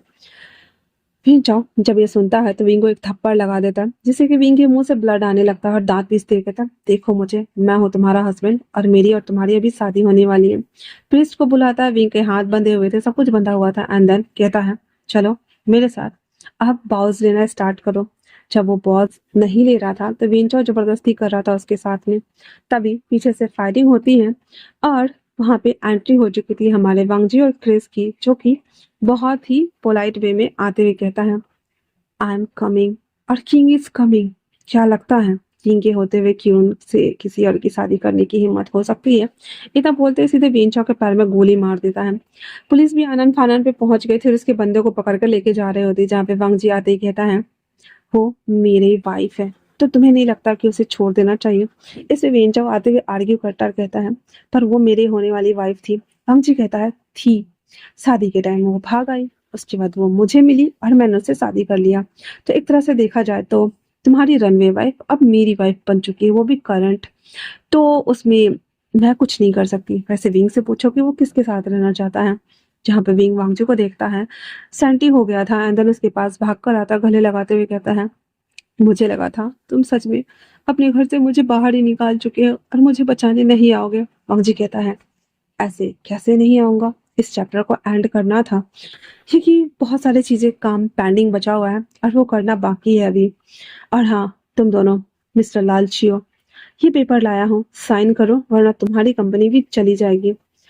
अब जियांग चिंग और जियांग के पास कोई ऑप्शन नहीं बचा था, वो दोनों साइन कर देते हैं। उसके बाद विंग उसे देख रहा होता है, फिर वांग जी 1 मिलियन का कार्ड रखते हुए कहता है कि तुम्हारी कंपनी रिकवर के लिए इससे ज्यादा तुम्हें कुछ नहीं मिलेगा। और हाँ, डिजाइन वगैरह के बारे में तो भूल जाओ, क्योंकि विंग और अब खुद की कंपनी क्रिएट कर रहा है जहाँ पे ये सारी चीजें होने वाले हैं और मैं हूँ तुम सबके सामने में खड़ा। और रही बात तुम्हारी, उसके बाद क्रिस पुलिस को लेकर अंदर आता है, एंड देन कहता है, इन सबको ले जाओ और अच्छे से पेनल्टी चार्ज ठोको, क्योंकि सारे बिजनेसमैन थे तो जेल में डाल नहीं सकते थे। उसके बाद वांग जी को बाहर निकल जाता है और सारे लोग दांत पीस रहे होते हैं, जहाँ पे वेन चाओ गुस्से में आ चुका था क्योंकि उसके पैर में वांग जी ने गोली मार दी थी। और वो जैसे ही गोली मारने वाला होता है, क्रिस चिल्लाते हुए कहता, सर, और क्रिस के हाथ में गोली लग जाती है, जहाँ पे वांग जी क्रिस को गोद में लिए हुए कहता, क्रिस आंखें खोलो, क्रिस, क्रिस, क्रिस। क्रिस कहता, सर आप ठीक है? और मुझे, और इतना बोलते हुए बेहोश। वांग जी फटक से क्रिस को गोद में उठा करके कार में डालता है। विंग भी आके बैठ गया हुआ था और वो लोग हॉस्पिटल के लिए चले गए थे। वांग जी क्रिस विंग से कहता है, उसके हाथ को खून को रोको, उसे बहने मत देना, हम अभी जस्ट हॉस्पिटल जा रहे हैं, जहाँ पे क्रिस बेहोश पड़ा हुआ था।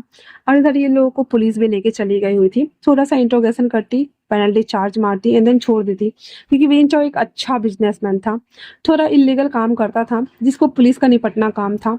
और जियांग और ये सब थोड़े लालची किस्म के लोग थे, तो इसके लिए बड़ी सजा तो बनती नहीं है। तो उन लोगों को पेनल्टी चार्ज लगा करके उन लोगों को छोड़ना था 1-2 दिन के इंट्रोगेशन के बाद।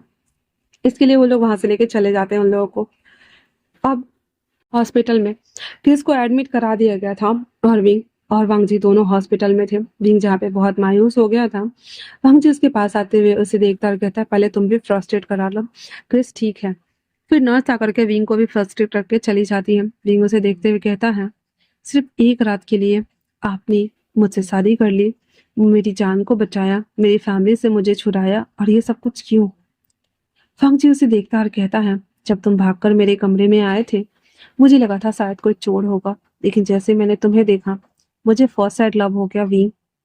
तब पहली बार तुम्हें देखते ही मुझे लगा कि मैं जैसे ढूंढ रहा हूँ इतने टाइम से, मैं 32 साल का हूँ। तुम्हें नहीं लगता कि अब तक मुझे सिंगल नहीं होना चाहिए था? जब मुझे मिल गया तो क्या लगता है मैं उसे जाने दूं, ऐसे ही, सिर्फ बहाने बनाकर? एक बार के लिए तो मैंने मान लिया। मैंने तुमसे कहा था कि अगर तुम दोबारा मिलोगे तो मैं कभी नहीं जाने दूंगा। You my runway bride. और मैं ऐसा ही करता हूँ, और मैं ऐसा ही करता हमेशा। इतना बोलकर वो विंग को गले लगा लेता है, जहाँ पे विंग के दिल में अभी भी वांग जी के लिए उतना प्यार तो नहीं था, पर शादी होने की वजह से एक रिस्पेक्ट जो होता है उनके रिश्ते में डेवलप हो चुकी थी। जहाँ पे विंग उसे देखते हुए कहता है, मुझे थोड़ा सा टाइम दोगे? विंग कहता है तो वांग जी कहता है, अब ऐसा मत कहना कि तुम्हारा कोई बॉयफ्रेंड है। विंग इरिटेट होते हुए कहता है, मेरा कोई बॉयफ्रेंड नहीं है, बस मुझे थोड़ा सा समझना है और यकीन करना है, क्योंकि मुश्किल होता है ना इतना सब कुछ जब हो जाए तो। पंकज जी कहता है, वो तो है, तुम्हें जितना टाइम चाहिए वो तुम ले लो, पर एवरीडे मीन्स एवरीडे। इतना बोलते हुए उसे देख रहा होता है। क्रिस को नॉर्मल वार्ड में शिफ्ट कर दिया जाता है और वांग जी उससे मिलने के लिए आता है, जहाँ पे उसे देखते ही कहता है, तो आज फाइनली तुमने मेरे सेक्रेटरी होने का फर्ज निभा ही दिया। क्रिस मुस्कुराते हुए कहता है, सर क्या मजाक कर रहे हो, वैसे सब कुछ ठीक है ना? वांग जी कहता है, सब ठीक है, तुम रेस्ट करो। और फिर वो दोनों रात भर हॉस्पिटल में ही रहते हैं। अगले दिन सुबह सभी लोग डाइनिंग टेबल पे थे, तो वांग जी और विंग जब बाहर से आते हैं, सब लोग शॉक्ड और कहते हैं, वांग जी ये क्या है? वांग जी सारा वृतांत कह देता है और विंग सबको देख रहा होता है, जहाँ पे विंग को सब एक एक करके पूछते हैं, और लेनिता आके उसे ऐसे टच करते हुए कहती है, बाबा आप ठीक तो हो ना? विंग कह देता है, हाँ मॉम मैं ठीक हूँ। एक्चुअली मैं क्या क्या बोलूँ मैं, पर जो कुछ भी किया है वांग जी ने किया है, और मैं जितना शुक्रगुजार हूँ आप फैमिली का, मैं हमेशा आभारी रहूंगा मुझे अपनाने के लिए और उस सबसे बाहर निकालने के लिए। जहाँ पे लाइनी कहती है, अरे अरे कोई नहीं कोई नहीं, वैसे भी तुम हमारे सनी इन लो हो। इतना बोलकर विंग को वो बिठाती है, देन सबको प्यार से खाना परोस रही होती है, जहाँ पे वांग जी विंग को और सबको देख रहा होता है। खाना वाना खा लेने के बाद सीजन कहता है, अब ये सारी चीजें पुलिस और ये सब कुछ हमारे लॉयर्स देख लेंगे, तो तुम सेफ हो, और अगर तुम चाहो तो पढ़ाने जा सकते हो। विंग कहता है, हाँ मैं पढ़ाना चाहता हूँ, क्योंकि वहां से मैंने स्टार्ट किया था, तो बच्चे को मैं कभी नहीं छोड़ सकता, साथ में युवान भी तो है। तो वो कहता है, वो भी है। उसके बाद जो हमारा विंग था ना, वो सोने के लिए जब आता है, तो वांगजी उसके पीछे आते हुए उसे हक करता और कहता है, तो अब मुझे मेरा रिवॉर्ड मिलना चाहिए ना? विंग उसकी तरफ मुड़ते हुए कहता है, थैंक यू वापस से मुझे एक बार बचाने के लिए। वांगजी कहता है मुंह बनाते हुए, रिवॉर्ड? और इतना बोल कर वो लोग इंटीमेट होने में लग गए हुए थे वापस से। अब एज यूजुअली लाइफ इनकी स्मूथ और थोड़ी सी रिलैक्सिंग चल रही होती है, जहाँ पे पूरा का पूरा आर्किटेक्चर डिपार्टमेंट तैयार हो चुका था, जहाँ पे लोगों को पूरा आर्किटेक्ट के जरिए पूरा ऑफिस को डेकोर करना था, जो कि मिंगिया ने काम लिया हुआ था।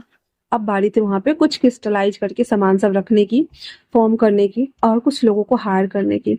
ये सारा काम सीजन ने करवा दिया हुआ था, और स्मूथली 7 महीने बाद वहां पे नया एक बिजनेस स्टार्ट होता है ज्वेलरी का, जहाँ पे विंग एज अ होल्डर सारे डिजाइन्स को होल्ड करके रखने वाला, पास करने वाला और खुद बनाने वाला था। उस ऑफिस की इंचार्ज जा लैनी थी, और सीयू बोल सकते हैं हम उसको, और अंकल खिलैन भी उन लोगों के साथ ही थे। उस दिन ओपनिंग पार्टी थी और सब लोग एक दूसरे के साथ में थे, जहाँ पे विंग और वांग जी एक दूसरे की तरफ देखते हुए मुस्कुरा रहे होते, क्योंकि उन लोगों ने कलरफुल एक ही जैसा कोट वेयर किया हुआ था। वो लोग जब बात कर ही रहे होते तभी वहां पे वेन चाओ की एंट्री होती है, जहाँ पे वेन चाओ देखता है कि विंग वांग जी के साथ में कितना खुश है। उसे बहुत ज्यादा बुरा लग रहा था, क्योंकि विंग उसका होना चाहिए था, लेकिन वो वेन चाओ के साथ में था। उसे बिल्कुल भी हजम नहीं हो रहा था। सब लोग बातें कर रहे थे, पिक्चर्स क्लिक करा रहे थे, कुछ डिजाइन वगैरह जो विंग ने बनाए थे उसको लैनी ने मिल करके जो जो ज्वेलर्स वगैरह हायर किया था, तो कुछ एग्जीबिशन में भी लगा के रखा था। डिजाइन सब काफी यूनिक और एलिगेंस लग रहे होते हैं। वो डिजाइन वगैरह सब ऐसे 3D फॉर्मेशन पे टीवी पर भी चल रहे होते हैं। पार्टी चल ही रही होती है कि विंग एक्सक्यूज करता हुआ जब ड्रिंक लेने जाता है, वेन चाओ खींचते हुए उसे एक पीछे के एरिया की तरफ ले आता है, और उसको पकड़ते हुए कहता है, मुझे भी कांटे लगे थे जो तुमने उसे चुना। विंग कहता है, उस वक्त मैं शादी करने के लिए रेडी नहीं था, ऊपर से तुम्हें 30% शेयर दिए जाने वाले थे। मैं ये नहीं कहता कि तुम बुरे इंसान हो, पर जिस पॉइंट ऑफ व्यू से तुमने मुझसे शादी करने की कोशिश की थी वो गलत था, बहुत ज्यादा गलत। विंचो कहता है, हो सकता है कि शायद मेरा तरीका तुम्हें पसंद ना आया हो, पर शादी के बाद वो शेयर्स तो तुम्हारे ही होते ना।